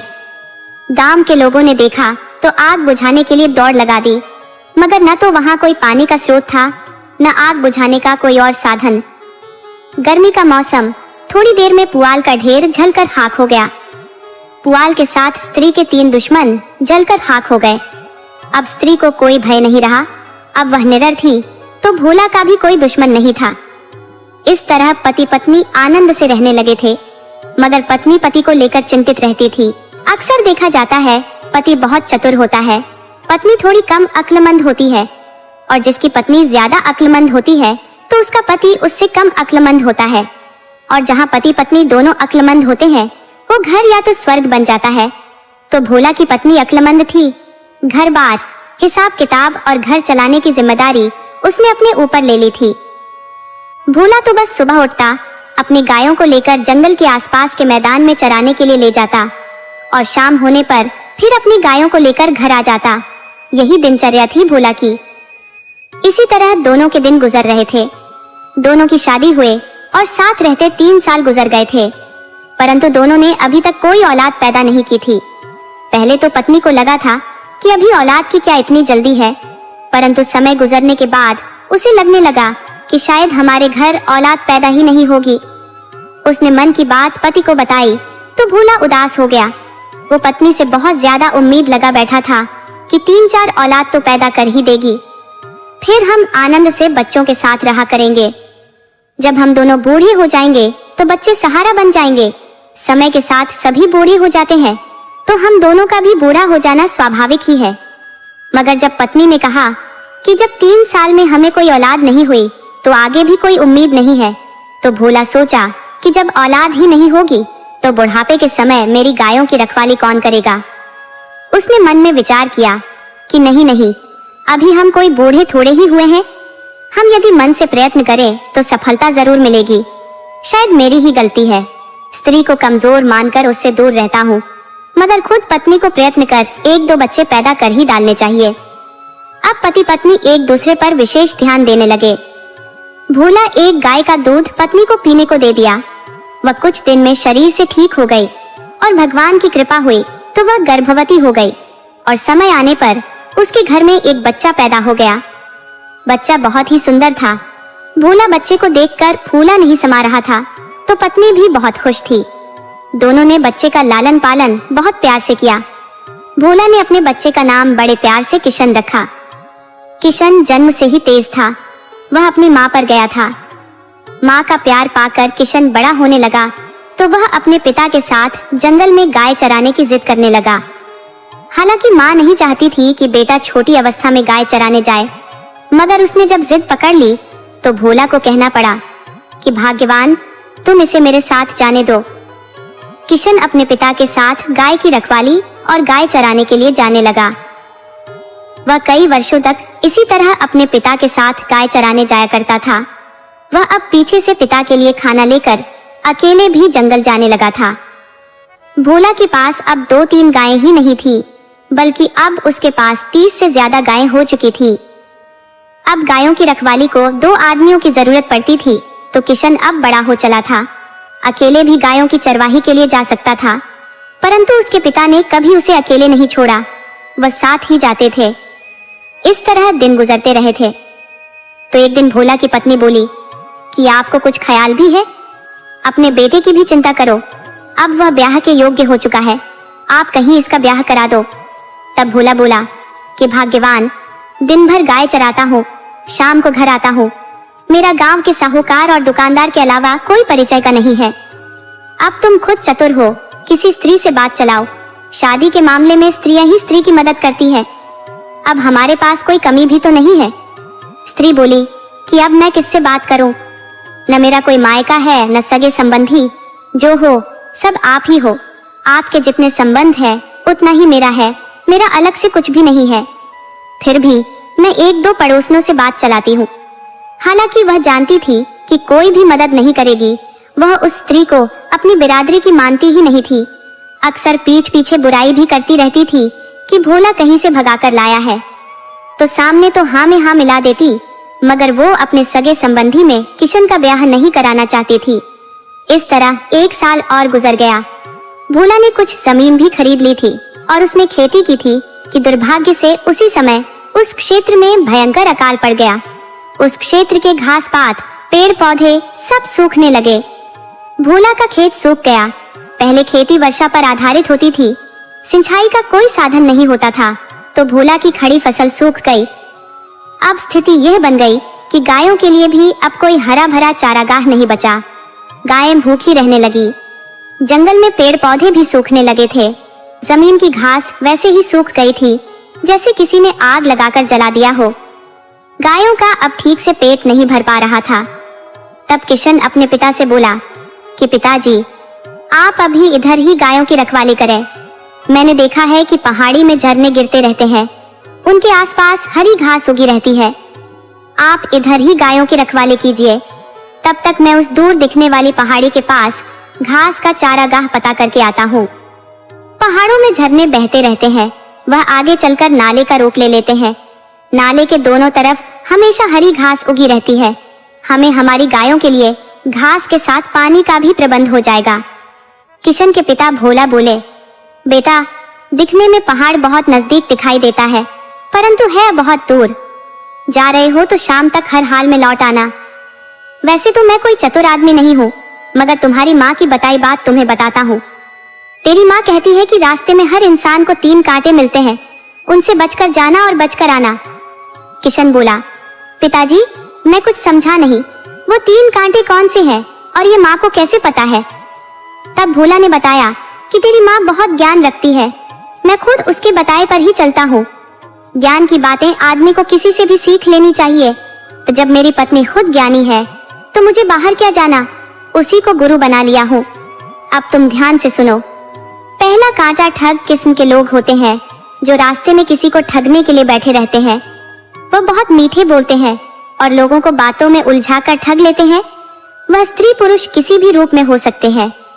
दूसरा कांटा है चंचल, चप्पल स्त्रियां, जो अपनी वासना की भूख मिटाने के लिए सुंदर पुरुषों की तलाश में यदा कदा मिल ही जाती है। वह अपने रूप जाल में फंसाकर अपना दीवाना बना लेती है, और जब आदमी दीवाना बन जाता है तो उसे हर गलत काम करने पर मजबूर कर देती है, जिसके बारे में वह आदमी कभी सोच भी नहीं रखा होता है। वह उस आदमी से चोरी, डकैती और किसी की हत्या तक करा सकती है। तीसरा कांटा है बड़े लोग, सेठ, साहूकार, राजा, महाराजा, किसी सुंदर नौजवान को अपना गुलाम बनाने की फिराक में रहते हैं। उनकी बातों में नहीं आना चाहिए, न ही उनके मुंह लगना चाहिए। सभी से बचने का सरल तरीका है, खुद मूर्ख बन जाओ। तुम अब मेरी बात समझ गए हो। वैसे भी तुम अपनी माँ के पद चिन्हों पर हो। अब जल्दी से जाओ कि शाम तक वापस आ सको। किशन वहां से जल्दी जल्दी चल दिया। रास्ते में उसे सचमुच कई लोग मिले तो वह उनके सामने कुछ गाता हुआ और पागलों जैसी हरकतें करते हुए आगे बढ़ गया। रास्ते के लोगों ने उसे पागल समझकर कोई बात ही नहीं की। पागलों से हर कोई दूर ही रहना चाहता है। आगे बढ़ने पर अकेले सुनसान जगह एक सुंदर स्त्री मिली। उसे देखकर तो किशन के मन में बिजली सी कौंध गई। तन मन रोमांचित हो उठा। अकेली स्त्री, यहाँ आसपास कोई भी नहीं, चाहूं तो इसके साथ कुछ देर आनंद मना सकता हूँ। परंतु तभी पिता की बात याद आ गई तो वह सतर्क हो गया। वो उस स्त्री के सामने पागलों जैसा नाटक करता हुआ आगे बढ़ गया। स्त्री ने उससे कुछ नहीं कहा, बल्कि बड़बड़ा रही थी। भगवान ने क्या सुंदर रूप और शरीर दिया है, परंतु पागल बना दिया है। नहीं तो इसे तो जिंदगी भर नहीं छोड़ती। इतना सुंदर है कि इसकी तो गुलामी भी कर लेती। किशन उसकी बात सुन रहा था, मगर नाटक करता हुआ और भगवान को धन्यवाद देता हुआ आगे बढ़ गया। उसे रास्ते में एक सेठ भी मिला, मगर किशन की पागलों वाली हरकत देख खुद दूर हट गया। उसे भय था कि पागल है, कहीं नुकसान न पहुंचा दे। किशन वहां से अब पहाड़ी के पास जा चुका था। उसने वहां बहुत सुंदर एक गुफा देखी। पास में पानी का झरना दिखा तो प्यासा होने के कारण किशन उसमें पानी पीने लगा। तभी उसने एक सुनहरा बहुत सुंदर बकरी का मेमना दिखा। उसने चारों तरफ नजरें दौड़ाई, मगर और कोई बकरी नहीं दिखी। न आसपास कोई चरवाहा या मेमना दिखा। तो उसे आश्चर्य हुआ कि यह बकरी का बच्चा आया कहां से, जबकि और बकरी यहाँ है ही नहीं। उसने उस बकरी के बच्चे को पकड़ना चाहा तो वो भागकर गुफा के अंदर चला गया। कौतूहलवश वो गुफा के अंदर प्रवेश कर गया। किशन ने सोचा कि गुफा कोई बड़ी थोड़े ही होगी, मैं मेमने को पकड़ लूंगा, लौटते वक्त कुछ तो लेकर वापस जाऊंगा। किशन गुफा के अंदर चला गया। उस गुफा के अंदर बहुत प्रकाश था। जब वह आगे बढ़ा तो गुफा के उस पार चला गया था। उसके पार जाते ही गुफा का दरवाजा बंद हो गया, मगर उसने देखा कि सामने बहुत बड़ा हरा भरा मैदान है, बाग बगीचे हैं, फल से लदे पेड़ हैं। यहाँ तो सूखे का कोई असर ही नहीं है। किशन ने देखा कि एक बहुत सुंदर झोपड़ी है। जहाँ एक बुढ़िया बैठकर एक सुंदर गुड़िया से खेल रही है। बुढ़िया का चेहरा सामने न होकर दूसरी तरफ है। बकरी का मेमना भागकर बुढ़िया के पास चला गया है। किशन भी बुढ़िया के पास चला गया। बुढ़िया ने जब पलटकर किशन की तरफ देखा तो किशन बेहोश होते होते बचा। वह इंसानी बुढ़िया नहीं बल्कि एक चुड़ैल थी। उसे देखकर किशन थर थर कांपने लगा। उसके मुंह से बोल ही नहीं फूट रहे थे। मगर उसे माँ की बताई एक बात याद आ गई थी कि जब कभी मुसीबत में घिर जाओ तो मुसीबत में भी मुस्कुराते रहना और चतुराई भरी बातें हमेशा करते रहना, मुसीबत टल जाएगी। किशन ने नजरें दौड़ाई तो बुढ़िया की झोपड़ी के पीछे सैकड़ों मनुष्यों के कंकाल पड़े थे। किशन को समझते देर नहीं लगी कि बुढ़िया चुड़ैल बकरी के सुनहरे मेमने के सहारे लोगों को फंसाकर यहाँ तक लाती है और उस आदमी का शिकार करती है। अब आज मेरी बारी है, ये हर हाल में मुझे खाएगी। बुढ़िया का रूप काफी कुरूप था। वह किशन की तरफ देखकर हंसने लगी तो किशन भी उसे देखकर मुस्कुराने लगा। ये देख चुड़ैल काफी क्रोधित हुई। वो किशन से बोली कि मूर्ख, तुम्हें मुझसे जरा भी डर नहीं लग रहा? तुम्हें तो मैं कुछ ही क्षणों में खाने वाली हूँ और तू हंस रहा है। किशन बोला, तुम मुझे खा ही नहीं सकती क्योंकि तुम तो मेरी अम्मा हो और माँ अपने बच्चे को कभी नहीं खाती। और तुम अगर खाना ही चाहती हो तो शौक से अपने पुत्र को खा जाओ। बुढ़िया बोली, मूर्ख, मैं तो कुमारी मरी थी, मुझे तो कोई बच्चा ही नहीं हुआ था, फिर तू मेरा बेटा बनकर कहाँ से आ गया?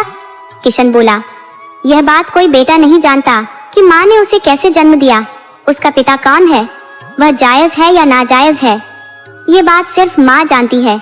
वह तो बस इतना जानता है कि वह उसका बेटा है। उसी तरह मैं जानता हूँ कि तुम मेरी अम्मा हो। अब तुम जानो कि कैसे मेरी अम्मा हो। तुम अगर मुझे अपना बेटा नहीं मानती तो खा जाओ, मैं तैयार हूँ। बेटे को खा लेने से किसी माँ का पेट भर जाए, बेटे के लिए इससे बड़ा सौभाग्य क्या होगा? चुड़ैल बड़ी मुश्किल में पड़ गई। वह किशन से बोली, तो अवश्य किसी जन्म में मेरा बेटा रहा होगा जो मुझे याद नहीं आ रहा, वरना किसी में इतनी हिम्मत ही नहीं हुई कि मेरे से आंख मिलाकर बात कर सके। मैं अब तुम्हें नहीं मार सकती, तू अब जिंदा रहेगा, परंतु तुम्हें मेरे पास ही रहना होगा।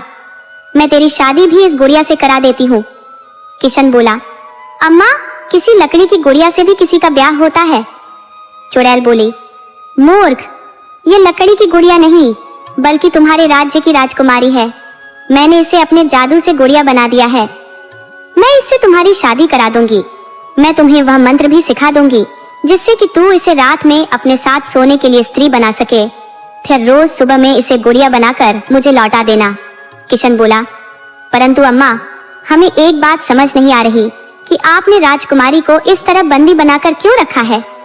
चुड़ैल बोली, बेटा, मैं शुरू से चुड़ैल नहीं थी, मैं एक वैद्य की बेटी थी। मेरे पिता राज दरबार में राज वैद्य थे। मैंने पिता से वैद्य का काम सीख लिया था। मैं स्त्रियों का इलाज करती थी। एक दिन राज दरबार में बीमार रहने के कारण मेरे पिता नहीं जा पाए थे। उधर रानी को प्रसव होना था। राजा ने सेनापति को मेरे घर मेरे पिता को लाने के लिए भेजा। पिता की तबीयत ठीक नहीं होने के कारण पिता ने मुझे सेनापति के साथ भेज दिया। सेनापति की नीयत मुझे कुछ ठीक नहीं लगी। मैं राज दरबार में रानी का इलाज किया और घर लौटने के लिए राजा से अनुमति मांगी तो राजा ने फिर से सेनापति के साथ मुझे भेज दिया। मैं उसके साथ रात में घर नहीं जाना चाहती थी। मैं एक कुंवारी लड़की थी। मुझे सेनापति से काफी डर लग रहा था, फिर भी मुझे उसके साथ जाना पड़ा। सेनापति ने एक सुनसान जगह पाकर भेड़िए की तरह मुझ पर टूट पड़ा और मेरी इज्जत लूट ली। मैंने उससे इसकी शिकायत राजा से करने की बात की तो उसने मुझ पर तलवार से वार कर मेरी गर्दन काट दी। मेरी लाश को मेरे घर के पास फेंक आया। उसे भी जब उसका जी नहीं भरा तो वो घर में घुसकर मेरे बीमार पिता को मार डाला। उसने सुबह मेरे घर को चोरी का रूप दे दिया। राजा ने बिना जांच किए मान लिया कि मेरी और मेरे पिता की हत्या चोरों ने लूट के मकसद से की है। मेरे मरने के बाद मेरी आत्मा को एक भयानक तांत्रिक ने पकड़ लिया। वो एक भयानक जादूगर भी था। वह तंत्र मंत्र का उपयोग गलत कामों के लिए करता था। मैं जल्द ही उसकी विश्वास पात्र बन गई। उसने अपना हर गोपनीय मंत्र मुझे सिखा दिया। मैं उसकी हर बात मानकर उसका साथ देने लगी। एक दिन उसकी नीयत एक कुंवारी लड़की को देखकर बिगड़ गई। वो उसे जादू से पुतली बना दिया और घर आकर उसे लड़की बनाकर उसके साथ गलत करने लगा। मुझे अपनी वाली घटना याद हुआ आई। मैंने उस तांत्रिक का सिर एक पत्थर से कुचल डाला और लड़की को आजाद कर दिया। मैंने सेनापति को, उसकी पत्नी को, उसके पुत्र को एक साथ उसकी ही तलवार से मारा। मैं राजकुमारी को पुतली बनाकर ले आई, उसे मारा नहीं। उसका ब्याह एक गरीब से कराना चाहती थी। अब तुम मुझे अपनी अम्मा मान चुके हो, तो मैं तुम्हारा ब्याह राजकुमारी से करा देती हूँ। तुम तब तक मेरे कैद में रहोगे जब तक कि राजकुमारी 3 पुत्रों की मां नहीं बन जाती। उसके बाद तुम्हें मैं आजाद कर दूंगी। फिर तुम्हें अपनी मुक्ति का उपाय भी बताऊंगी। उससे पहले तुम्हें एक कुशल जादूगर भी बना दूंगी। राजकुमारी को भी मैंने बहुत सारे जादू सिखाए हैं, परंतु सभी जादूगरी सिर्फ तुम्हें ही सिखाऊंगी। 3 साल में ही राजकुमारी को किशन से 3 संतानें जन्म ले ली। चुड़ैल बोली, बेटा अब मैं तुम्हें आजाद कर दूंगी। तूने मेरी सभी जादुई विद्या भी सीख ली है और मैं जानती हूँ ये विद्या तुमने अपनी पत्नी को भी सिखा दी है। अब तुम दोनों इसका उपयोग नेक कामों में लगाना। मैंने तुम्हें इसलिए 3 संतान होने तक कैद में रखा कि अब राजा भी तुम्हें अपना दामाद मानने से इनकार नहीं कर सकता। तुम अब राजकुमारी के साथ अपने घर लौट जाओ। जाते वक्त गुफा के दरवाजे पर आग लगा देना और जाते वक्त पीछे मुड़कर मत देखना। मेरी मुक्ति हो जाएगी, मैं सदा के लिए ईश्वर में मिल जाऊंगी। किशन ने वैसा ही कर अपने घर राजकुमारी और उसके बच्चों को लेकर लौट आया। किशन के माता पिता तो मान चुके थे कि किशन अब जिंदा नहीं है, परंतु किशन को अचानक बहू और पोतों के साथ देख बहुत खुश हुए। माँ तो रोज पति को ताने देती थी कि अपने बेटे को मरवा डाला, मगर जब किशन सामने आ गया तो उसे पति से कोई शिकायत नहीं रही। उधर राजकुमारी अपने पति किशन से अपने माता पिता से मिलने की जिद करने लगी, तो किशन ने पहले अपनी माँ के हाथों राजा के पास अपने पुत्रों को भिजवाया, फिर राजकुमारी को भेजा। अब स्वयं राजा अपने दामाद से मिलने के लिए व्याकुल हो उठा। तब किशन उसके सामने गया कि राजा को और कोई संतान नहीं थी, तो उसने किशन को अपना उत्तराधिकारी नहीं बनाया, परंतु राजकुमारी के पुत्रों को राजकुमार घोषित कर दिया। इस प्रकार एक निर्धन ग्वाला राज दरबार में जा बैठा। किसकी किस्मत कहाँ किस तरह पलटी मार जाए कोई नहीं समझ सकता। बुद्धि और चतुराई से बड़ी मुसीबत को भी टाला जा सकता है। नेकी का रास्ता कभी आसान नहीं होता, पर अंत में जीत हमेशा सच्चाई की ही होती है। कभी कभी दूसरों की मदद करना हमारी अपनी किस्मत के दरवाजे खोल देता है।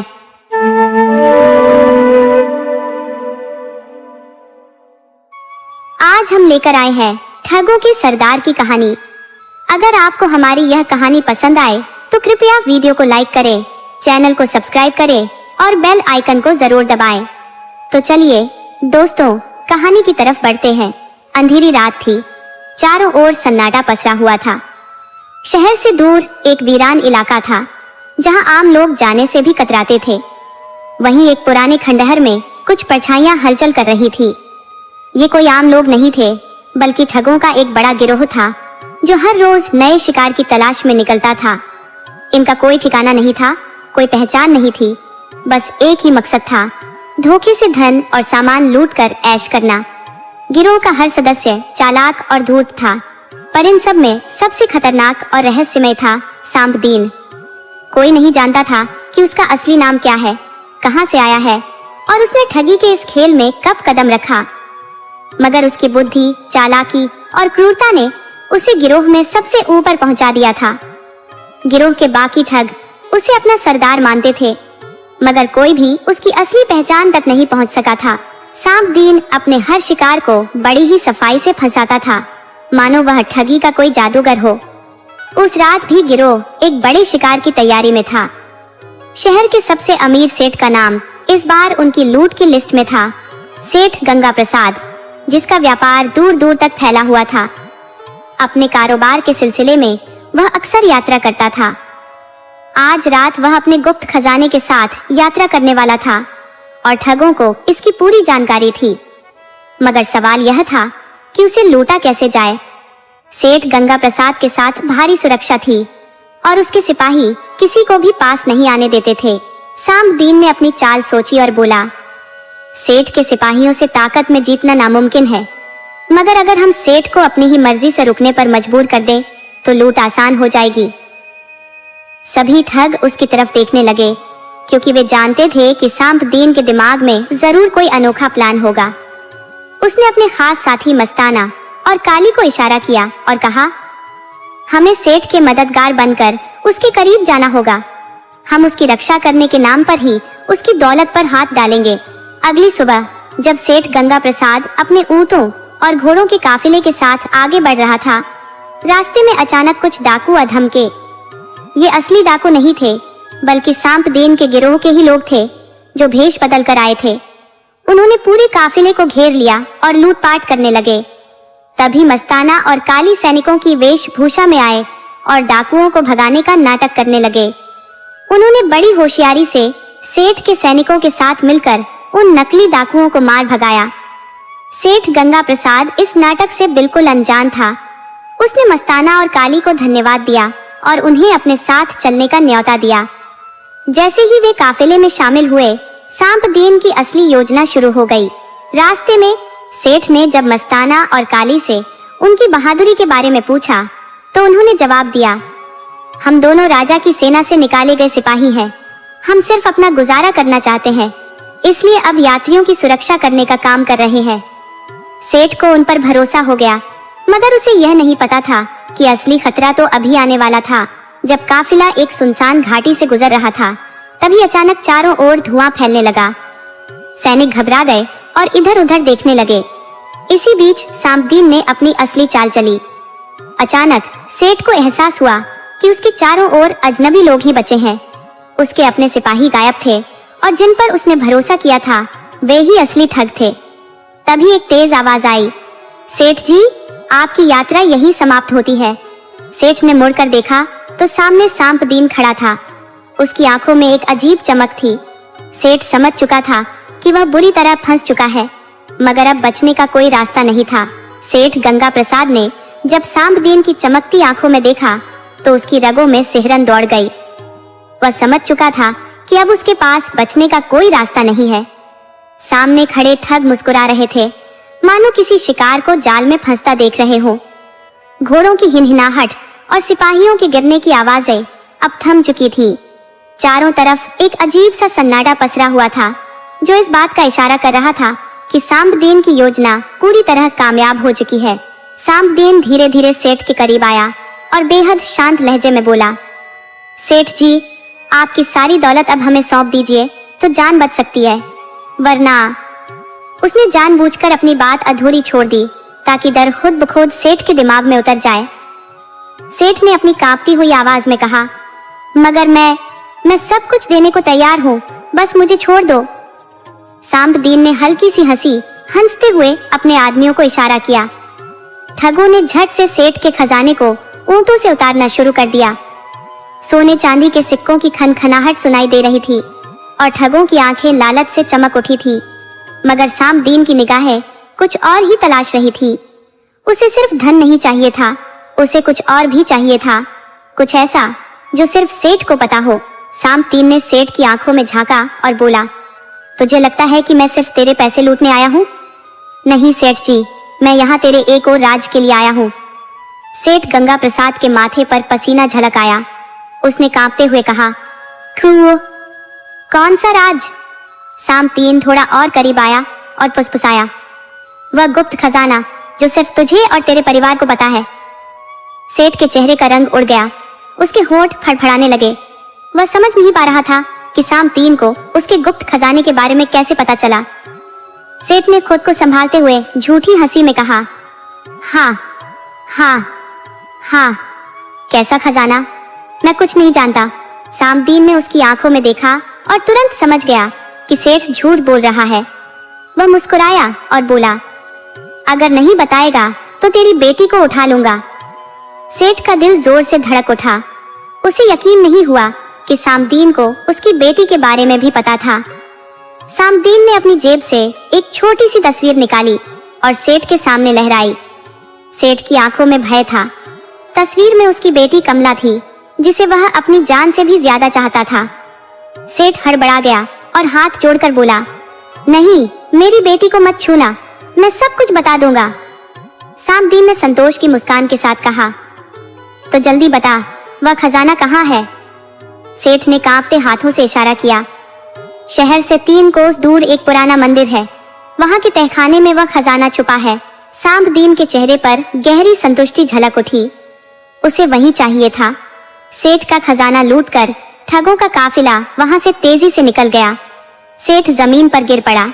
उसके शरीर से जैसे सारी ताकत खत्म हो चुकी थी। रास्ते में मस्ताना ने सांबदीन से पूछा, सरदार, तुम्हें इस खजाने की खबर कैसे लगी? सांबदीन हल्के से मुस्कुराया और बोला, हर चीज का एक राज होता है मस्ताना, और वह राज सिर्फ मैं जानता हूँ। रात के अंधेरे में ठगों का काफिला शहर से दूर जंगल की ओर बढ़ चला। किसी को नहीं पता था कि सांबदीन कौन है, कहाँ से आया है और क्यों वह हमेशा हर किसी से एक कदम आगे रहता है। मगर इतना तय था कि ठगों का यह सरदार कोई मामूली इंसान नहीं था। चांदनी रात में ठगों का काफिला घने जंगलों के बीच से गुजर रहा था। घोड़े तेजी से भाग रहे थे। हवा में उनके खुरों की आवाज गूंज रही थी। सबसे आगे सांबदीन था। उसकी आंखों में वही अजीब चमक थी जो हमेशा किसी बड़ी चाल की ओर इशारा करती थी। उसके पीछे मस्ताना, हाको, चमेली और बाकी ठग थे जो सोने और खजाने के बारे में सोचकर बेहद उत्साहित थे। मगर सांबदीन की सोच किसी और दिशा में दौड़ रही थी। सेठ गंगा प्रसाद से मिली जानकारी उसके लिए बहुत मायने रखती थी। वह जानता था कि सिर्फ सोने चांदी पर हाथ साफ कर देना ही काफी नहीं था। असली खेल तो तब शुरू होता जब खजाने के असली रहस्य को खोला जाता। उसे इस बात का भी एहसास था कि अगर सेठ ने इतनी आसानी से खजाने की जानकारी दी तो जरूर कोई न कोई चालाकी उसमें छुपी होगी। रास्ते में अचानक जंगल का सन्नाटा भंग हुआ। घोड़ों ने हिनहिनाना शुरू कर दिया, मानो किसी अनजान खतरे का आभास हो रहा हो। सांबदीन ने झट से अपना हाथ उठाया और सभी ठगों को रुकने का इशारा किया। पूरा काफिला एक ही झटके में थम गया। चारों ओर गहरी खामोशी छा गई। हवा में घुली अजीब सी महक किसी अनजाने खतरे का संकेत दे रही थी। सांबदीन ने इशारे से मस्ताना और हाको को सतर्क रहने को कहा। चमेली ने अपनी कमर से खंजर निकाल लिया। तभी अचानक पेड़ों के पीछे से हलचल हुई। कुछ घने झाड़ियों में किसी के छुपे होने का एहसास हुआ। सांबदीन की नजरें उसी ओर गई और उसने फौरन घोड़े से छलांग लगाई। उसने झाड़ियों के पास जाकर अपनी तलवार निकाल ली और एक ही झटके में झाड़ियों को चीर डाला। उसके सामने जो नजारा था वह हैरान कर देने वाला था। वहाँ 3 लोग खून से लथपथ पड़े थे। उनकी सांसें धीमी थी मगर वे अभी जिंदा थे। सांबदीन ने उन्हें गौर से देखा। वे किसी आम आदमी जैसे नहीं लग रहे थे। उनके कपड़े, उनकी तलवारें और उनके चेहरे पर फैला खौफ किसी बड़ी साजिश की तरफ इशारा कर रहा था। मस्ताना और हाकू भी वहां आ गए। मस्ताना ने हैरानी से पूछा, सरदार, ये लोग कौन है? सांबदीन ने बिना कोई जवाब दिए उन तीनों को गौर से देखा और धीरे से एक का चेहरा अपने हाथ से साफ किया। उसके चेहरे पर गहरी चोट थी, मगर जैसे ही उसकी आंखें खुली वह सांबदीन को देखकर चौंक गया। सांबदीन ने अपनी तलवार उसके गले पर टिका दी और ठंडी आवाज में पूछा, कौन हो तुम और यहाँ क्या कर रहे थे? वह आदमी कांपते हुए बोला, मुझे मत मारो, हम राजा के सिपाही हैं। इतना सुनते ही ठगों में हलचल मच गई। हाकू ने झट से अपनी तलवार निकाल ली और गुस्से में बोला, राजा के सिपाही? तो इसका मतलब हमें पकड़ने आए थे? सांबदीन ने हाकू को रोकते हुए उस घायल सिपाही से पूछा, अगर तुम राजा के सिपाही हो तो यहाँ इस हालत में क्यों पड़े हो? सिपाही ने दर्द से कराहते हुए कहा, हमें धोखा दिया गया। हमने एक गुप्त मिशन के तहत उस खजाने की रखवाली करने का आदेश पाया था, मगर किसी ने हमारे ही साथ विश्वासघात किया। सांबदीन की आंखों में एक नई दिलचस्पी जाग उठी। उसने आगे झुककर कहा, किसने विश्वासघात किया? सिपाही की आवाज कांप रही थी। उसने धीरे से कहा, वही जिसने तुम्हें यह जानकारी दी है, सेठ गंगा प्रसाद। यह सुनते ही पूरी टोली चौंक गई। मस्ताना गुस्से में बड़बड़ाया, मतलब सेठ ने हमें जाल में फंसाने की कोशिश की? सांबदीन हल्के से मुस्कुराया। उसे पहले ही इस बात की आशंका थी। वह जानता था कि सेठ इतना सीधा नहीं हो सकता। वह किसी बड़ी चाल का हिस्सा जरूर था। सांबदीन ने सिपाही से पूछा, सेठ ने तुम्हें क्या कहा था? सिपाही ने दर्द से कराहते हुए जवाब दिया, उसने राजा से कहा था कि खजाने पर खतरा है। राजा ने हमें खजाने की सुरक्षा के लिए भेजा था, मगर जब हम वहां पहुंचे तो हम पर अचानक हमला हो गया। हमें धोखा दिया गया। हमारे अपने ही लोगों ने हमें मारने की कोशिश की। बचने के लिए हम यहाँ भाग आए। सांप दीन ने गहरी सांस ली। अब खेल साफ हो चुका था। सेठ ने राजा को यह यकीन दिलाया था कि खजाने पर खतरा है, ताकि राजा अपने सिपाही वहां भेज दे। मगर असल में सेठ खुद ही किसी और के साथ मिलकर खेल खेल रहा था। हाकू ने तलवार को जोर से जमीन पर मारा और गुस्से में बोला, तो सेठ ने हमें मूर्ख बनाया। हमें वापस जाकर उसकी खबर लेनी चाहिए। मगर सांप दीन ने उसे रोकते हुए कहा, नहीं, ये लड़ाई सीधी नहीं होगी। हमें यह जानना होगा कि सेठ के पीछे कौन है। हमें खेल उसके ही अंदाज में खेलना होगा। मस्ताना ने पूछा, तो अब क्या करेंगे सरदार? सांप दीन ने सिपाही की ओर देखा और कहा, पहले इनकी जान बचानी होगी। इन्हें ठीक से पूछताछ के काबिल बनाना होगा। उसके बाद हम खजाने के असली रहस्य तक पहुंचेंगे। रात की चांदनी अब और ज्यादा गहरी हो चुकी थी।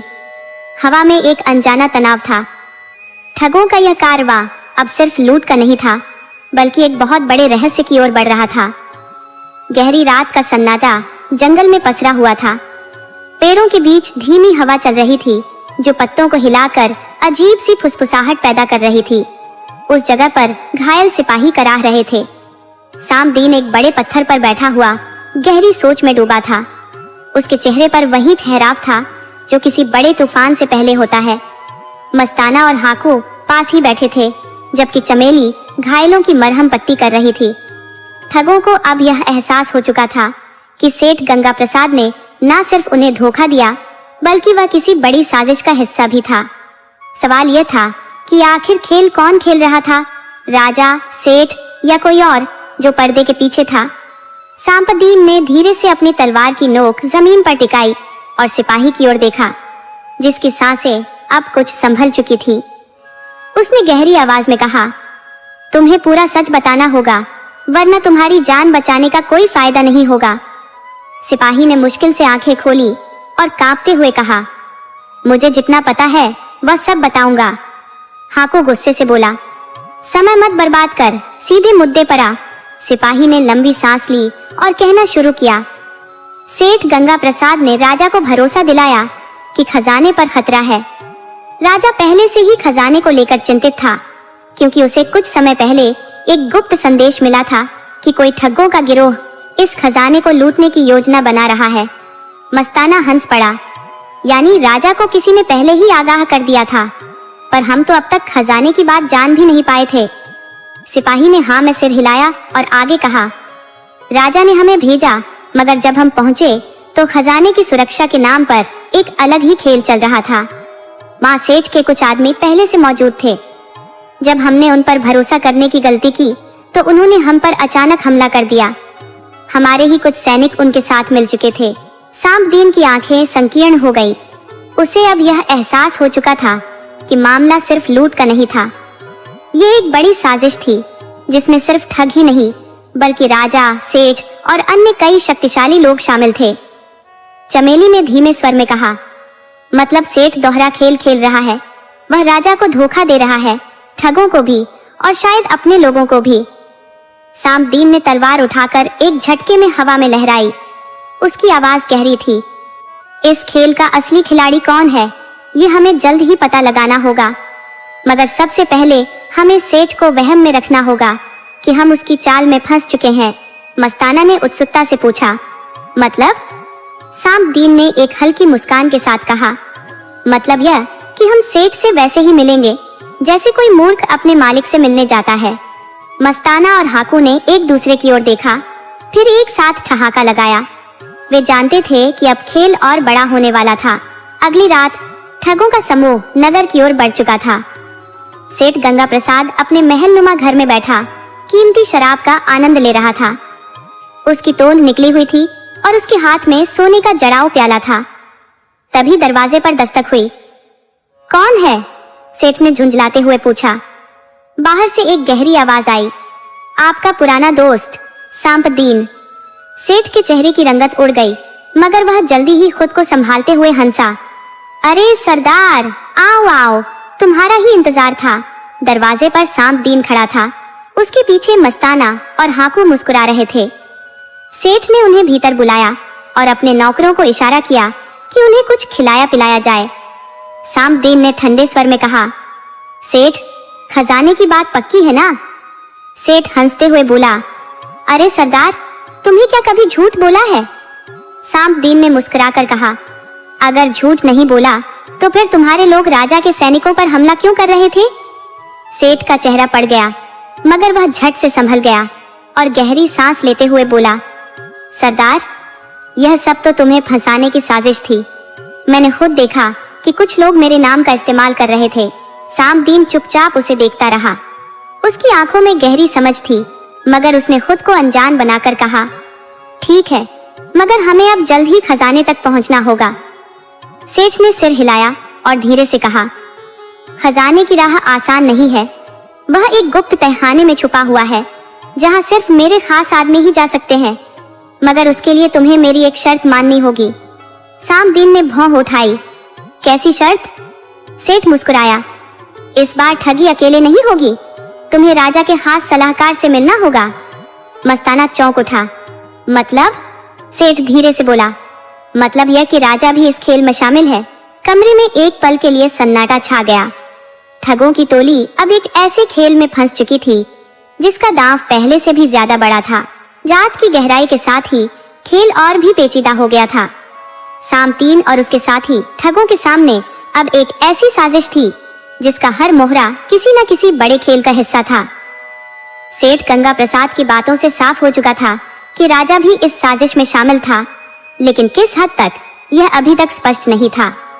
साम्बदीन ने अपने जीवन में कई तरह के खेल खेले थे, लेकिन यह खेल सबसे अनोखा था। यह ठगों और राजाओं दोनों की दुनिया को मिलाकर रचा गया था। सेठ ने साम्बदीन और उसके साथियों को यह भरोसा दिलाने की कोशिश की कि राजा का खास सलाहकार भी इस खेल में साझेदार था और खजाने तक पहुंचने का असली रास्ता वही जानता था। मगर साम्बदीन के भीतर कुछ और ही खटबदा रहा था। उसे भरोसा नहीं था कि राजा के लोग इतनी आसानी से उसे खजाने के पास जाने देंगे। फिर भी वह चुप रहा और अपने दिमाग में एक नई योजना तैयार करने लगा। सेठ गंगा प्रसाद ने ठगों को अपने आलीशान महल में ठहरने का प्रस्ताव दिया। बाहर से देखने पर वह महल किसी भी बड़े व्यापारी के निवास जैसा ही था, लेकिन भीतर की सजावट और सुरक्षा को देखकर यह साफ था कि सेठ कोई मामूली व्यापारी नहीं था। चारों ओर सशस्त्र पहरेदार खड़े थे। महल के भीतर कई गुप्त दरवाजे और सुरंगें थी।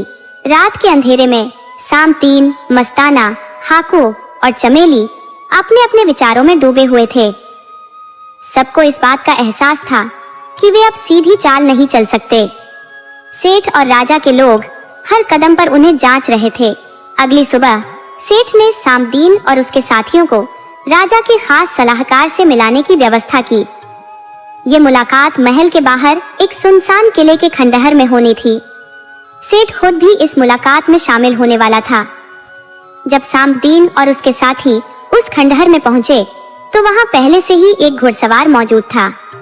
उसकी आंखें तेज थी और उसकी पोशाक साधारण मगर प्रभावशाली थी। वह कोई और नहीं बल्कि राजा का सबसे खास सलाहकार वीरभान था। वीरभान ने साम्बदीन की ओर देखा और हल्की मुस्कान के साथ बोला, तो तुम ही हो वह साम्बदीन जिसकी कहानियां मैंने सुनी है। साम्बदीन ने जवाब दिया, अगर तुमने कहानियां सुनी है तो यह भी जानते होगे कि मैं किसी के भी साथ खेल सकता हूँ, मगर हारना मेरी फितरत नहीं है। वीरभान हंसा। मुझे इसी जवाब की उम्मीद थी। सेठ ने बीच में आते हुए कहा, वीरभान जी, अब हमें असली बात पर आना चाहिए। सरदार साम्बदीन और उसके साथी इस खेल में हमारे साथ है, मगर उन्हें कुछ ठोस भरोसा चाहिए। वीरभान ने गंभीर स्वर में कहा, खजाने की बात सच है, मगर वह इतना आसान नहीं है जितना तुम लोग सोच रहे हो। वह एक गुप्त तहखाने में छुपा हुआ है जिसकी सुरक्षा राजा के खास पहरेदार करते हैं, और सबसे बड़ा सच ये है कि उस तहखाने की चाबी सिर्फ राजा के पास है। मस्ताना चौंक कर बोला, मतलब खजाने तक पहुंचने के लिए हमें राजा को भी अपने खेल में शामिल करना होगा? वीरभान ने सिर हिलाया, बिल्कुल नहीं। राजा को इस खेल में शामिल करना अपने ही गले में फंदा डालने जैसा होगा। लेकिन मैं जानता हूँ कि राजा की चाबी कैसे हासिल की जा सकती है। उसके पास एक खास कमरा है जहाँ वह हर रात अकेले जाता है। उस कमरे में वह अपनी सबसे कीमती चीजें छुपा कर रखता है। हाकू ने उत्सुकता से पूछा, तुम्हें यह सब कैसे पता? वीरभान मुस्कुराया, क्योंकि मैं ही वह शख्स हूँ जिसने राजा को यह तहखाना बनाने की सलाह दी थी। अब तक सांपदीन खामोश था, लेकिन उसके दिमाग में योजना तेजी से बन रही थी। उसने वीरभान की आंखों में देखा और कहा, अगर हम राजा के कमरे में घुसकर चाबी चुरा लें, तो फिर हमें खजाने तक पहुंचने से कोई नहीं रोक सकता। वीरभान ने सहमति में सिर हिलाया, मगर यह इतना आसान नहीं होगा। राजा के महल में सुरक्षा बहुत कड़ी है। अगर हम एक भी गलती करते हैं तो वहां से जिंदा निकलना मुश्किल होगा। सेठ ने अपनी भारी आवाज में कहा, मगर हमें यह जोखिम उठाना ही होगा। अगली रात योजना के अनुसार सांपदीन और उसके साथी महल में दाखिल होने की तैयारी कर रहे थे। वीरभान ने उन्हें महल के भीतर जाने का गुप्त रास्ता बताया था, जो पुराने कुएं के नीचे से होकर जाता था।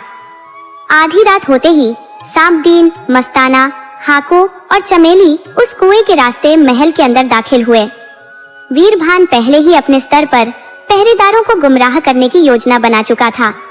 सब कुछ योजनाबद्ध तरीके से हो रहा था, मगर जैसे ही वे राजा के निजी कक्ष के करीब पहुंचे, अचानक चारों ओर मशालें जल उठी और दर्जनों सैनिकों ने उन्हें घेर लिया। सांपदीन ने एक नजर सेठ पर डाली, जो मुस्कुरा रहा था। धोखा? मस्ताना दांत पीसकर बोला। सेठ ने वीरभान की तरफ इशारा किया। वीरभान ने कोई प्रतिक्रिया नहीं दी। राजा के सिपाहियों ने तलवारें निकाल ली थी। लड़ाई अब शुरू होने ही वाली थी। कहानी के इस मोड़ पर हमें यह सीखने को मिलता है कि लालच और विश्वासघात की दुनिया में कोई भी सचमुच भरोसेमंद नहीं होता। ठगों का सरदार सांपदीन जितना भी चालाक था, उससे भी अधिक चालाकी से खेला गया यह खेल यह दर्शाता है कि शक्ति और धन की लड़ाई में अंततः वही जीतता है जो दूरदृष्टि और धैर्य रखता है। यह कहानी हमें यह भी सिखाती है कि चालाकी और समझदारी से हर समस्या का हल निकाला जा सकता है, लेकिन अगर लालच हावी हो जाए तो वही समझदारी घातक भी बन सकती है। किसी भी परिस्थिति में केवल अपने स्वार्थ को साधने की बजाय दूरगामी परिणामों को ध्यान में रखना ही असली बुद्धिमानी है। अंततः जीवन में सही और गलत का निर्णय केवल परिस्थितियों से नहीं, बल्कि हमारे अपने कर्मों से होता है। जो व्यक्ति अपने विवेक और नैतिकता के साथ आगे बढ़ता है, वही सच्चा विजेता होता है।